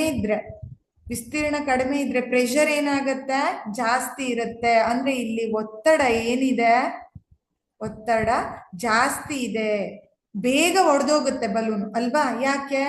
ವಿಸ್ತೀರ್ಣ ಕಡಿಮೆ ಇದೆ, ಬಲ ಪ್ರಯೋಗ ಜಾಸ್ತಿ ಇದೆ, ಹಾಗಾಗಿ ಒತ್ತಡ ಕೂಡ ಜಾಸ್ತಿ ಆಯ್ತು, ಬೇಗ ಒಡಿತು. ಆದ್ರೆ ಇಲ್ಲಿ ಏನಾಗ್ತಾ ಇದೆ, ಹಲವಾರು ಟೂತ್ ಪಿಕ್ ಅನ್ನ ತಗೊಂಡಿದ್ದೀರಾ, ಬಲೂನ್ ಅನ್ನ ಅದ್ರ ಮೇಲ್ಗಡೆ ಇಟ್ಟಾಗ ಒಂದು ಟೂತ್ ಪಿಕ್ ಗಿಂತ ಜಾಸ್ತಿ ವಿಸ್ತೀರ್ಣ ಇದು ಅವಲಂಬನೆ ಆಯ್ತು ಇಲ್ಲಿ. ಹೌದಾ, ಅದಕ್ಕಾಗಿ ಜಾಸ್ತಿ ಬೇಗ ಇದು ಒಡೆದು ಹೋಗಲ್ಲ, ಈಗ ಜಾಸ್ತಿ ಒತ್ತಡ ಹಾಕ್ಬೇಕಾಗತ್ತೆ. ಅಂದ್ರೆ ಇಲ್ಲಿ ಸೆಕೆಂಡ್ ಇಮೇಜ್ ಅಲ್ಲಿ ಬಲ ಕೂಡ ಹೆಚ್ಚಿದೆ. ಹೌದಾ, ಬಲ ಹೆಚ್ಚಿದೆ. ಹಾಗೆ ವಿಸ್ತೀರ್ಣ ಏನಿದೆ, ವಿಸ್ತೀರ್ಣ ಬಲವನ್ನ ಬಿಡಿ, ಇಲ್ಲಿ ವಿಸ್ತೀರ್ಣವನ್ನ ನೋಡಿ. ವಿಸ್ತೀರ್ಣ ಏನಿದೆ, ಜಾಸ್ತಿ ಇದೆ. ವಿಸ್ತೀರ್ಣ ಜಾಸ್ತಿ ಇದೆ ಅಂದ್ರೆ ಪ್ರೆಷರ್ ಏನಾಗ್ಬೇಕು, ವಿಲೋಮ ಅನುಪಾತ ಅಲ್ವಾ. ವಿಸ್ತೀರ್ಣ ಜಾಸ್ತಿ ಇದ್ದಾಗ ಪ್ರೆಷರ್ ಏನಾಗತ್ತೆ, ಒತ್ತಡ ಕಡಿಮೆ ಆಯ್ತು ಅಂತ ಹೇಳ್ತೇವೆ. ಒತ್ತಡ ಕಡಿಮೆ ಅಂದ್ರೆ ಅರ್ಥ ಏನು, ಇಲ್ಲಿ ಅದಕ್ಕಾಗಿ ಬಲೂನ್ ಏನಾಗೋದಿಲ್ಲ, ಬೇಗ ಒಡೆಯೋದಿಲ್ಲ. ಇದು ಸೂತ್ರದ ಅರ್ಥ, ಗೊತ್ತಾಯ್ತಲ್ವಾ. P is equal to F by A ಅಂದ್ರೆ ಇಲ್ಲಿ ಒತ್ತಡವು ಬಲಕ್ಕೆ ನೇರ ಅನುಪಾತದಲ್ಲಿ ಇರುತ್ತೆ. ಬಲ ಜಾಸ್ತಿ ಅಪ್ಲೈ ಮಾಡಿದ್ರೆ ಒತ್ತಡ ಜಾಸ್ತಿ ಆಗತ್ತೆ. ಅದೇ ವಿಸ್ತೀರ್ಣಕ್ಕೆ ವಿಲೋಮ ಅನುಪಾತ ಅಂದ್ರೆ ಒತ್ತಡ ಕಡಿಮೆ ಇದೆ ಅಂದ್ರೆ ಅರ್ಥ ಅಲ್ಲಿ ವಿಸ್ತೀರ್ಣ ಜಾಸ್ತಿ ಇತ್ತು ಅಂತ. ಆಯ್ತಾ? ಇದು ಇವುಗಳ ಅರ್ಥ ಮತ್ತು ಸೂತ್ರ. ಅರ್ಥ ಆಯ್ತಲ್ವಾ? ಹಾಗಾದ್ರೆ ಏಕಮಾನವನ್ನ ನೋಡೋಣ. ಈಗ ಬಲವು ಕೂಡ ಒಂದು ಭೌತ ಪರಿಮಾಣ ಅಂತ ಹೇಳ್ತೇವೆ ಅಲ್ವಾ? ಆದ್ರೆ ಇಲ್ಲಿ ಬಲಕ್ಕೆ ಹೇಗೆ ನಾವು ದಿಕ್ಕಲ್ಲಿ ಹೇಳ್ತೇವೋ ಒತ್ತಡಕ್ಕೆ ದಿಕ್ಕಿರೋದಿಲ್ಲ. ಇದಕ್ಕೆ ಏನಿರುತ್ತೆ, ಬರೀ ಇಂತಿಷ್ಟು ಪ್ರಮಾಣದ ಒತ್ತಡ ಹಾಕಿದೀರಾ, ಬಲ ಪ್ರಯೋಗ ಆಗಿದೆ ಅನ್ನೋದನ್ನು ಅಷ್ಟೇ ಹೇಳ್ತೇವೆ, ದಿಕ್ಕನ್ನ ಹೇಳೋದಿಲ್ಲ. ಹಾಗಾಗಿ ಇದನ್ನ ನಾವು ಏನಂತ ಹೇಳ್ತೇವೆ, ಸ್ಕೇಲಾರ್ ಕ್ವಾಂಟಿಟಿ ಅಂತ ಕರಿತೇವೆ. ಸ್ಕೇಲಾರ್ ಕ್ವಾಂಟಿಟಿ ಯಾವುದು? ಪ್ರೆಷರ್ ಇದು ಸ್ಕೇಲಾರ್ ಕ್ವಾಂಟಿಟಿ. ಇದರ ಅಂತಾರಾಷ್ಟ್ರೀಯ ಏಕಮಾನ ಏನಿದು? ಪಾಸ್ಕಲ್ ಅಂತ ಹೇಳ್ತೇವೆ. SI unit is Pascal. ಯಾಕೆ ಪಾಸ್ಕಲ್ ಅಂತ ಕರಿತೇವೆ ಅಂದ್ರೆ ಇದನ್ನ ಪಾಸ್ಕಲ್ ಅನ್ನೋ ವಿಜ್ಞಾನಿ ಕಂಡುಹಿಡಿದಿದ್ದಕ್ಕಾಗಿ ಪಾಸ್ಕಲ್ ಅನ್ನೋ ಏಕಮಾನವನ್ನೇ ಇಟ್ಟಿದ್ದೇವೆ. ಹಾಗಾದ್ರೆ ಒಂದು ಪಾಸ್ಕಲ್ ಅಂದ್ರೆ ಏನು? ನಮ್ಗೆ ಗೊತ್ತಿದೆ, pressure P is equal to force by area, ಹೌದಾ? ಹಾಗಾದ್ರೆ ಒಂದು ಪಾಸ್ಕಲ್ ಅಥವಾ ಒಂದು ಒತ್ತಡ ಅನ್ನೋದನ್ನ ಹೇಗ್ ಬರೀತೇವೆ? 1 ಮೀಟರ್ ವಿಸ್ತೀರ್ಣದಲ್ಲಿ 1 ನ್ಯೂಟನ್ ಬಲ ಪ್ರಯೋಗಿಸಿದಾಗ ಉಂಟಾಗುವ ಒತ್ತಡವನ್ನ ಏನಂತ ಕರಿತೇವೆ? 1 ಪಾಸ್ಕಲ್ ಅಂತ ಹೇಳ್ತೇವೆ. 1 pressure is equal to 1 force divided by 1 area ಅಂತ ಹೇಳ್ತೇವೆ. Or is equal to 1 newton divided by 1 metre square ಅಂತ ಹೇಳ್ತೇವೆ. 1 ನ್ಯೂಟನ್ ಅಷ್ಟು ಬಲ ಪ್ರಯೋಗವು 1 ಮೀಟರ್ ಸ್ಕ್ವೇರ್ ಅಷ್ಟು ವಿಸ್ತೀರ್ಣದಲ್ಲಿ ಆಗ್ತಾ ಇದ್ರೆ ಅದನ್ನ ಒಂದು ಅಥವಾ ಒತ್ತಡ ಅಂತ ಕರಿತೇವೆ. ಹಾಗಾದ್ರೆ 1 ಪಾಸ್ಕಲ್ ಅಂದ್ರೆ ಏನು ಅಂತ ಕೇಳಿದ್ರೆ ಹೀಗ್ ಬರಿಬೇಕು, ಆಯ್ತಾ? 1 newton of force applied over 1 square metre of area ಅಂತ ಹೇಳ್ತೇವೆ. ಇದು ಇದರ ಸೂತ್ರ ಮತ್ತು ಏಕಮಾನ. ಹಾಗಾದ್ರೆ another one important thing is fluid pressure, ದ್ರವಗಳಲ್ಲಿ ಒತ್ತಡ. ಇದು ಕೂಡ ವೆರಿ ವೆರಿ ಇಂಪಾರ್ಟೆಂಟ್. ದ್ರವಗಳಲ್ಲಿ ಒತ್ತಡ ಹೇಗೆ ಉಂಟಾಗತ್ತೆ? ದ್ರವ ಅಂದ್ರೆ ಲಿಕ್ವಿಡ್ಸ್ ಅಲ್ವಾ? ಅಥವಾ ಅದು sometimes it may be air, ಹೌದಾ? ಅನಿಲನು ಕೂಡ ಹೇಳ್ತೇವೆ, ಫ್ಲೂಯಿಡ್ಸ್ ಅಲ್ಲೇ ಹೇಳ್ತೇವೆ. ಕನ್ನಡದಲ್ಲಿ ದ್ರವ ಅಂದ್ರೆ ಕೇವಲ ನಾವು ದ್ರವ ವಸ್ತುವನ್ನ ಮಾತ್ರ ಕನ್ಸಿಡರ್ ಮಾಡ್ತೇವೆ. ಸೊ ಇಲ್ಲಿ ಫ್ಲೂಯಿಡ್ ಪ್ರೆಷರ್ ಅಂದ್ರೆ ನಾವೀಗ ದ್ರವಗಳಲ್ಲಿ ಒತ್ತಡವನ್ನ ನೋಡೋಣ. ಕ್ಯಾರೆಕ್ಟರಿಸ್ಟಿಕ್ ಆಫ್ ಲಿಕ್ವಿಡ್ ಪ್ರೆಷರ್ ಅಥವಾ ದ್ರವ ಒತ್ತಡದ ಪ್ರಮುಖ ಗುಣಲಕ್ಷಣಗಳೇನು? ದ್ರವಗಳಲ್ಲಿ ಪ್ರೆಷರ್ ಹೇಗೆ ಪ್ರೊಡ್ಯೂಸ್ ಆಗತ್ತೆ ಅನ್ನೋದನ್ನ ನೋಡಿ. ಫಸ್ಟ್ ಒನ್, ದ್ರವಗಳಲ್ಲಿ ಒತ್ತಡವು ಸಂಗ್ರಹವಾದ ಎಲ್ಲಾ ದಿಕ್ಕುಗಳಲ್ಲೂ ಸಮನಾಗಿರುತ್ತೆ ಅಂತ ಹೇಳ್ತೇವೆ.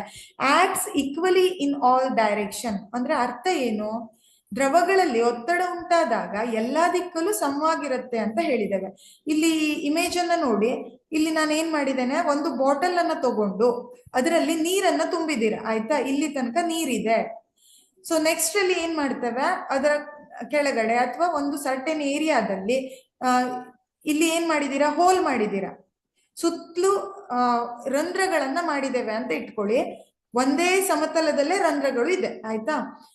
ನೆಕ್ಸ್ಟ್ ರಂಧ್ರ ಮಾಡಿದ ಕೂಡ ಏನಾಗತ್ತೆ, ಒಳಗಡೆ ಇರೋ ವಾಟರ್ ಹೊರಗೆ ಬರುತ್ತೆ, ಹೌದಾ?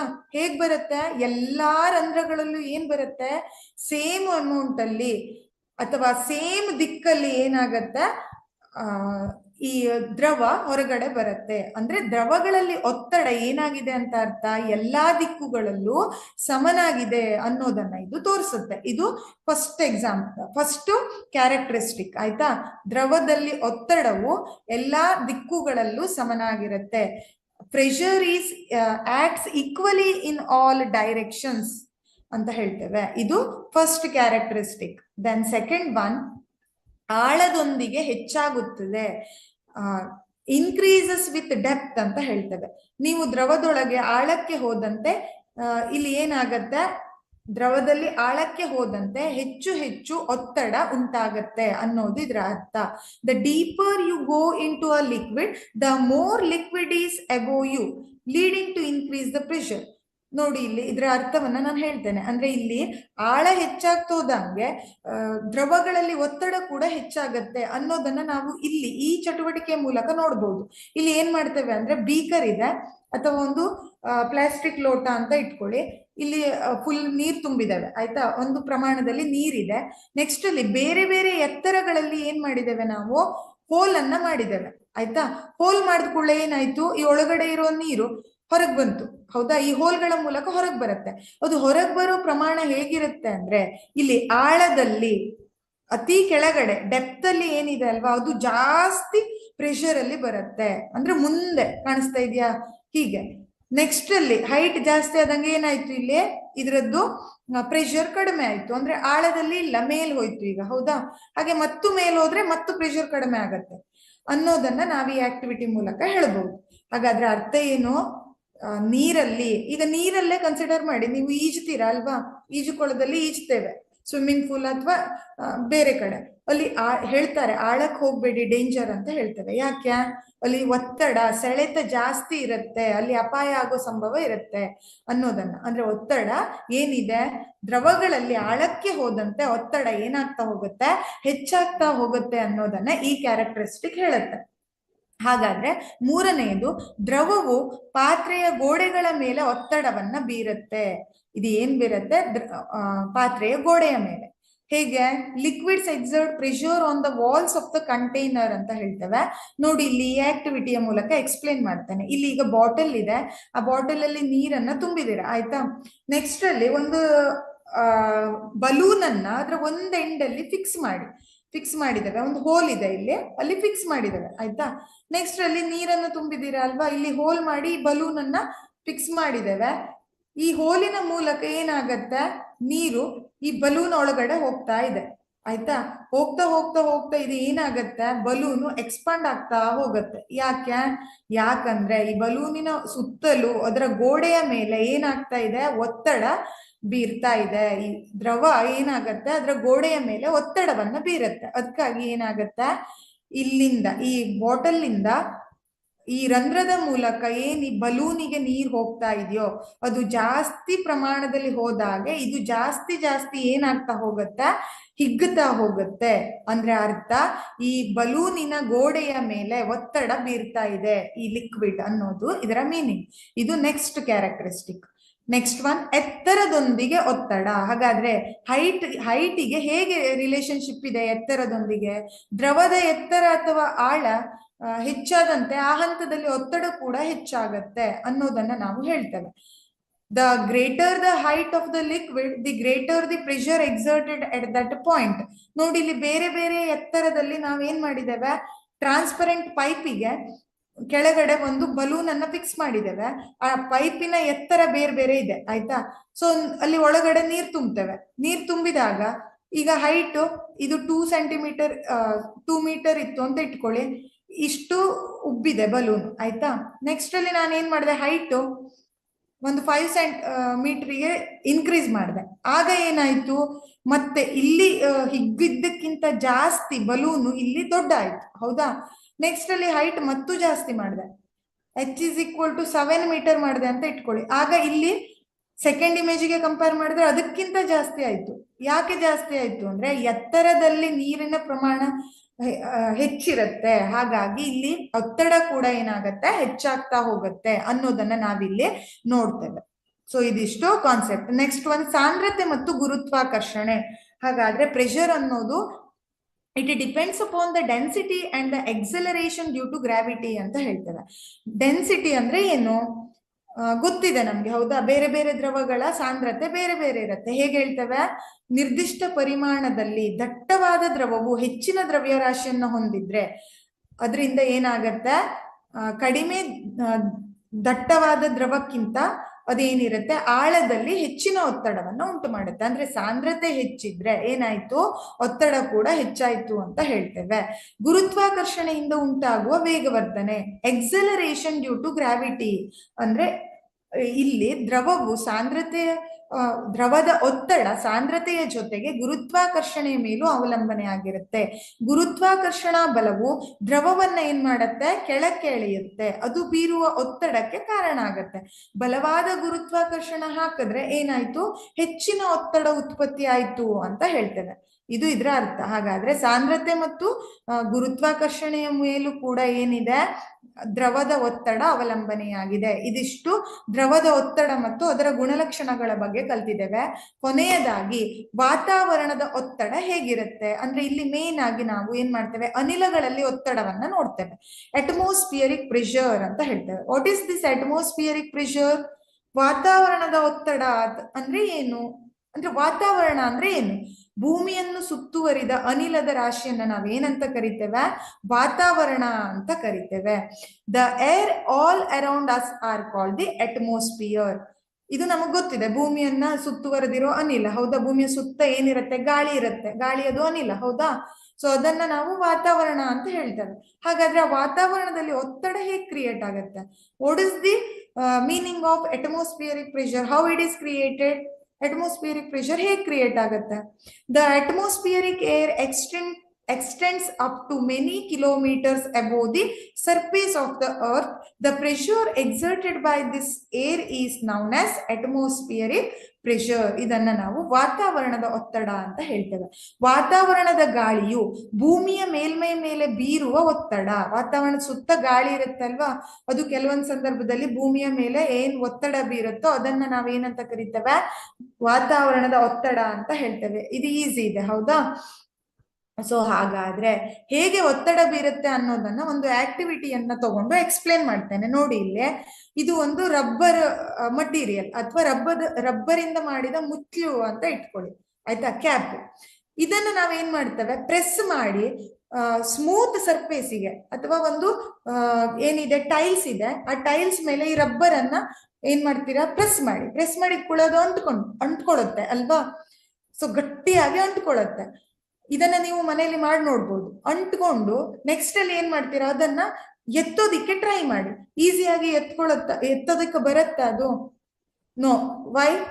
ಯಾಕೆ ಬರಲ್ಲ ಅಂದ್ರೆ, ಯಾವಾಗ ಆ ರಬ್ಬರು ಆ ಸರ್ಫೇಸಿಗೆ ಫಿಕ್ಸ್ ಆಗುತ್ತಾ ಆಗ ಗಾಳಿ ಏನಾಯ್ತು? ಹೊರಗೆ ಹೋಗಿದೆ. ನೆಕ್ಸ್ಟ್ ಅಲ್ಲಿ ನಾವು ಎತ್ತುವಾಗ ಏನಾಗುತ್ತೆ ಅಂದ್ರೆ, ಹೊರಗಡೆ ಅಟ್ಮಾಸ್ಫಿಯರಿಕ್ ಪ್ರೆಷರ್ ಇರುತ್ತೆ ಅಲ್ವಾ, ವಾತಾವರಣದ ಒತ್ತಡ ಜಾಸ್ತಿ ಇರುತ್ತೆ. ಅದಕ್ಕಾಗಿ ಅದನ್ನ ಈಸಿಯಾಗಿ ಎತ್ತೋದಿಕ್ ಬರೋದಿಲ್ಲ. ನಾವೇನ್ ಮಾಡ್ಬೇಕು? ಜಾಸ್ತಿ ಪ್ರೆಷರ್ ಹಾಕಿ ಅದನ್ನ ಎಳಿಬೇಕು. ಅಂದ್ರೆ ಅಲ್ಲಿ ಹೊರಗಡೆಯಿಂದ ಏನ್ ಆಕ್ಟ್ ಆಗ್ತಾ ಇದೆ? ವಾತಾವರಣದ ಒತ್ತಡ ಅಥವಾ ಅಟ್ಮಾಸ್ಫಿಯರಿಕ್ ಪ್ರೆಷರ್ ಆಕ್ಟೆಡ್ ಹಿಯರ್ ಅಂತ ಅರ್ಥ. ಹಾಗೆ ಈ ಎಕ್ಸಾಂಪಲ್ ಅನ್ನು ನಾನು ಹೇಳಿದ್ದೇನೆ. ಆಯ್ತಾ? ಇಲ್ಲೂ ಸೇಮ್. ಇಲ್ಲೂ ಕೂಡ ನೀರು ತುಂಬಿರೋ ಬೀಕರ್ ಇದೆ, ಅದರ ಮೇಲ್ಗಡೆ ಪೋಸ್ಟ್ ಕಾರ್ಡ್ ಅಥವಾ ಯಾವ್ದು ಗಟ್ಟಿ ಕಾರ್ಡ್ಬೋರ್ಡ್ ಇಂದ ಕ್ಲೋಸ್ ಮಾಡಿದೀರಾ. ನೆಕ್ಸ್ಟ್ ಅಲ್ಲಿ ನಾವು ಏನ್ ಮಾಡ್ತೇವೆ? ಅದನ್ನ ಉಲ್ಟಾ ಮಾಡಿದ್ದೇವೆ. ಆಗ ಏನಾಗತ್ತೆ? ನೀರು ಕೆಳಗೆ ಬೀಳೋದಿಲ್ಲ. ಹೌದಾ? ಯಾಕಂದ್ರೆ ಇಲ್ಲಿ ಡೌನ್ವರ್ಡ್ ಅಲ್ಲಿ ಏನ್ ಆಕ್ಟ್ ಆಗ್ತಾ ಇದೆ? ಅಟ್ಮಾಸ್ಫಿಯರಿಕ್ ಪ್ರೆಷರ್ ಆಕ್ಟ್ ಆಗ್ತಾ ಇರತ್ತೆ ಅನ್ನೋದು ಇದರ ಅರ್ಥ. ಹಾಗಾದ್ರೆ ಅಟ್ಮಾಸ್ಫಿಯರಿಕ್ ಪ್ರೆಷರ್ ಅಂದ್ರೆ ಏನು ಅನ್ನೋದು ನಿಮ್ಗೆ ಈಗ ಅರ್ಥ ಆಯ್ತು ಅಂತ ಅನ್ಕೊಳ್ತೇನೆ. ಅರ್ಥ ಆಗಿದೆ ಅಲ್ವಾ? ನೆಕ್ಸ್ಟ್ ಅಲ್ಲಿ ಲಾಸ್ಟ್ ಅಲ್ಲಿ ವಾತಾವರಣದ ಒತ್ತಡದ ಬಗ್ಗೆ ಇನ್ನೊಂದೆರಡು ಅಂಶವನ್ನ ತಿಳ್ಕೊಂಡು ಈ ಚಾಪ್ಟರ್ ಅನ್ನ ಕೊನೆ ಮಾಡೋಣ. ಆಯ್ತಾ? ಒಂದು ವಾತಾವರಣದ ಒತ್ತಡ ಅಥವಾ 1 ಅಟ್ಮಾಸ್ಫಿಯರಿಕ್ ಪ್ರೆಷರ್ ಎಷ್ಟಿರುತ್ತೆ? 101.3 ಕಿಲೋ ಪಾಸ್ಕಲ್ ನಷ್ಟು ಇರುತ್ತೆ ಅಂತ ಹೇಳ್ತೇವೆ. 1 atmospheric pressure is equal to 101.3 kilo pascals ಅಂತ ಹೇಳ್ತೇವೆ. ಇದು ಕಾನ್ಸ್ಟೆಂಟ್ ವ್ಯಾಲ್ಯೂ. ಆಯ್ತಾ? ಇದನ್ನ ಎಕ್ಸ್ಪೆರಿಮೆಂಟ್ ಮಾಡಿ ಬರ್ದಿದ್ದಾರೆ. 1 atmospheric pressure is equal to how much kilo pascals ಅಂತ ಕೇಳಿದ್ರೆ 101.3 ಕಿಲೋ ಪಾಸ್ಕಲ್ಸ್ ಅಂತ ಹೇಳ್ಬೇಕು. ಪಾಸ್ಕಲ್ ಎಲ್ಲಿಂದ ಬಂತು ಇದು? Because the unit of pressure is pascal. Okay, then ಹಾಗಾದ್ರೆ ಇಷ್ಟೇ ಪಾಸ್ಕಲ್ ಇದೆ ಅನ್ನೋದನ್ನ ಹೇಗೆ ಹೇಳ್ತೇವೆ? With the help of one instrument which is used to measure the pressure. That is instrument is called barometer, right? ಇದನ್ನ ಬ್ಯಾರೋಮೀಟರ್ ಅಂತ ಕರಿತೇವೆ. ವಾತಾವರಣದ ಒತ್ತಡವನ್ನ ಬ್ಯಾರೋಮೀಟರ್ ಎಂಬ ಸಾಧನದಿಂದ ಏನ್ ಮಾಡ್ತೇವೆ? ಅಳಿತೇವೆ. Atmospheric pressure is measured using a device called a barometer. Barometer ಅನ್ನೋ ಉಪಕರಣವನ್ನ ಬಳಸಿ ಏನ್ ಮಾಡ್ತಾ ಇದ್ದೇವೆ? ನಾವು ಅಟ್ಮಾಸ್ಫಿಯರಿಕ್ ಪ್ರೆಷರ್ ಅನ್ನ ಅಳಿತಾ ಇದ್ದೇವೆ. ಇದಿಷ್ಟು ವಾತಾವರಣದ ಒತ್ತಡದ ಬಗ್ಗೆ ಸ್ಟಡಿ ಮಾಡಿದ್ದೇವೆ. ಹಾಗಾದ್ರೆ ಇದಿಷ್ಟು ಈ ಕಾನ್ಸೆಪ್ಟ್ ಅಲ್ಲಿ ಕಲ್ತಿದ್ದೇವೆ. ಯಾವ್ದ್ರ ಬಗ್ಗೆ ಕಲ್ತಿದ್ದೀರಾ? ಫೋರ್ಸ್ ಬಗ್ಗೆ ಹಾಗೆ ಪ್ರೆಷರ್ ಬಗ್ಗೆ ಕಲ್ತಿದ್ದೀರಾ ಅಲ್ವಾ? ಬಲ ಅಂದ್ರೆ ಏನು? What is force? How many types of force are there? ಯಾವ ತರದ ಬಲಗಳು ಇವೆ? ಯಾವ ಟೈಪ್ಸ್ ಬಲ ಇದೆ? ಹಾಗೆ ಯಾವ ಬಲದಲ್ಲಿ ವಿಧಗಳು ಯಾವ್ಯಾವ್ದು? ಆ ವಿಧಗಳ ಮೀನಿಂಗ್ ಏನು ಅನ್ನೋದನ್ನೆಲ್ಲ ಕಲ್ತಿದ್ದೇವೆ ಅಲ್ವಾ? ಹಾಗೆ ಬಲದ ಏಕಮಾನ ಏನು? What is the unit of force? What is the equation of force? And what is the formula to calculate the force? ಎಲ್ಲವನ್ನ ಸ್ಟಡಿ ಮಾಡಿದ್ದೇವೆ ಅಲ್ವಾ? ನೆಕ್ಸ್ಟ್ ಅಲ್ಲಿ ಏನ್ ಮಾಡಿದೀರಾ? ಪ್ರೆಷರ್ ಬಗ್ಗೆ ಕಲ್ತಿದ್ದೇವೆ. What is pressure, how it is exerted in certain area, and what is the equation of pressure, what is the unit of pressure, and how to measure the pressure, ಇವೆಲ್ಲವನ್ನ ಕಲ್ತಿದ್ದೇವೆ. ಹಾಗೆ important ದ್ರವಗಳಲ್ಲಿ ಒತ್ತಡ R pressure exerted ಇನ್ fluids, right, ದ್ರವಗಳಲ್ಲಿ ಹಾಗೆ ಅನಿಲಗಳಲ್ಲಿ ಹೇಗೆ ಒತ್ತಡ produce ಆಗುತ್ತೆ ಅನ್ನೋದನ್ನು ಕೂಡ ಏನ್ ಮಾಡಿದ್ದೇವೆ ಇವತ್ತಿನ ಕ್ಲಾಸ್ ಅಲ್ಲಿ ಕಲ್ತಿದ್ದೇವೆ. ಸೊ ಇವೆಲ್ಲ ಈ ಚಾಪ್ಟರ್ ಅಲ್ಲಿ force and pressure chapter is very very important and each and every concept is important in this chapter. So next ನಾಳೆ NMMS ಕ್ಲಾಸ್ ಅಲ್ಲಿ ನಾವು ಫೋರ್ಸ್ ಅಂಡ್ ಪ್ರೆಷರ್ ಹಾಗೆ ಫ್ರಿಕ್ಷನ್ ರಿಲೇಟೆಡ್ MCQ ಕ್ವಶನ್ಸ್ ಅನ್ನ solve ಮಾಡೋಣ. So don't miss hour next session. Okay, next session ಅನ್ನ ಏನ್ ಮಾಡಬಾರ್ದು, miss ಮಾಡದೆ ನೋಡಿ. We will discuss about some concepts related to the MCQ questions related to these two chapters. Okay, now I will end my today's session. Bye and take care.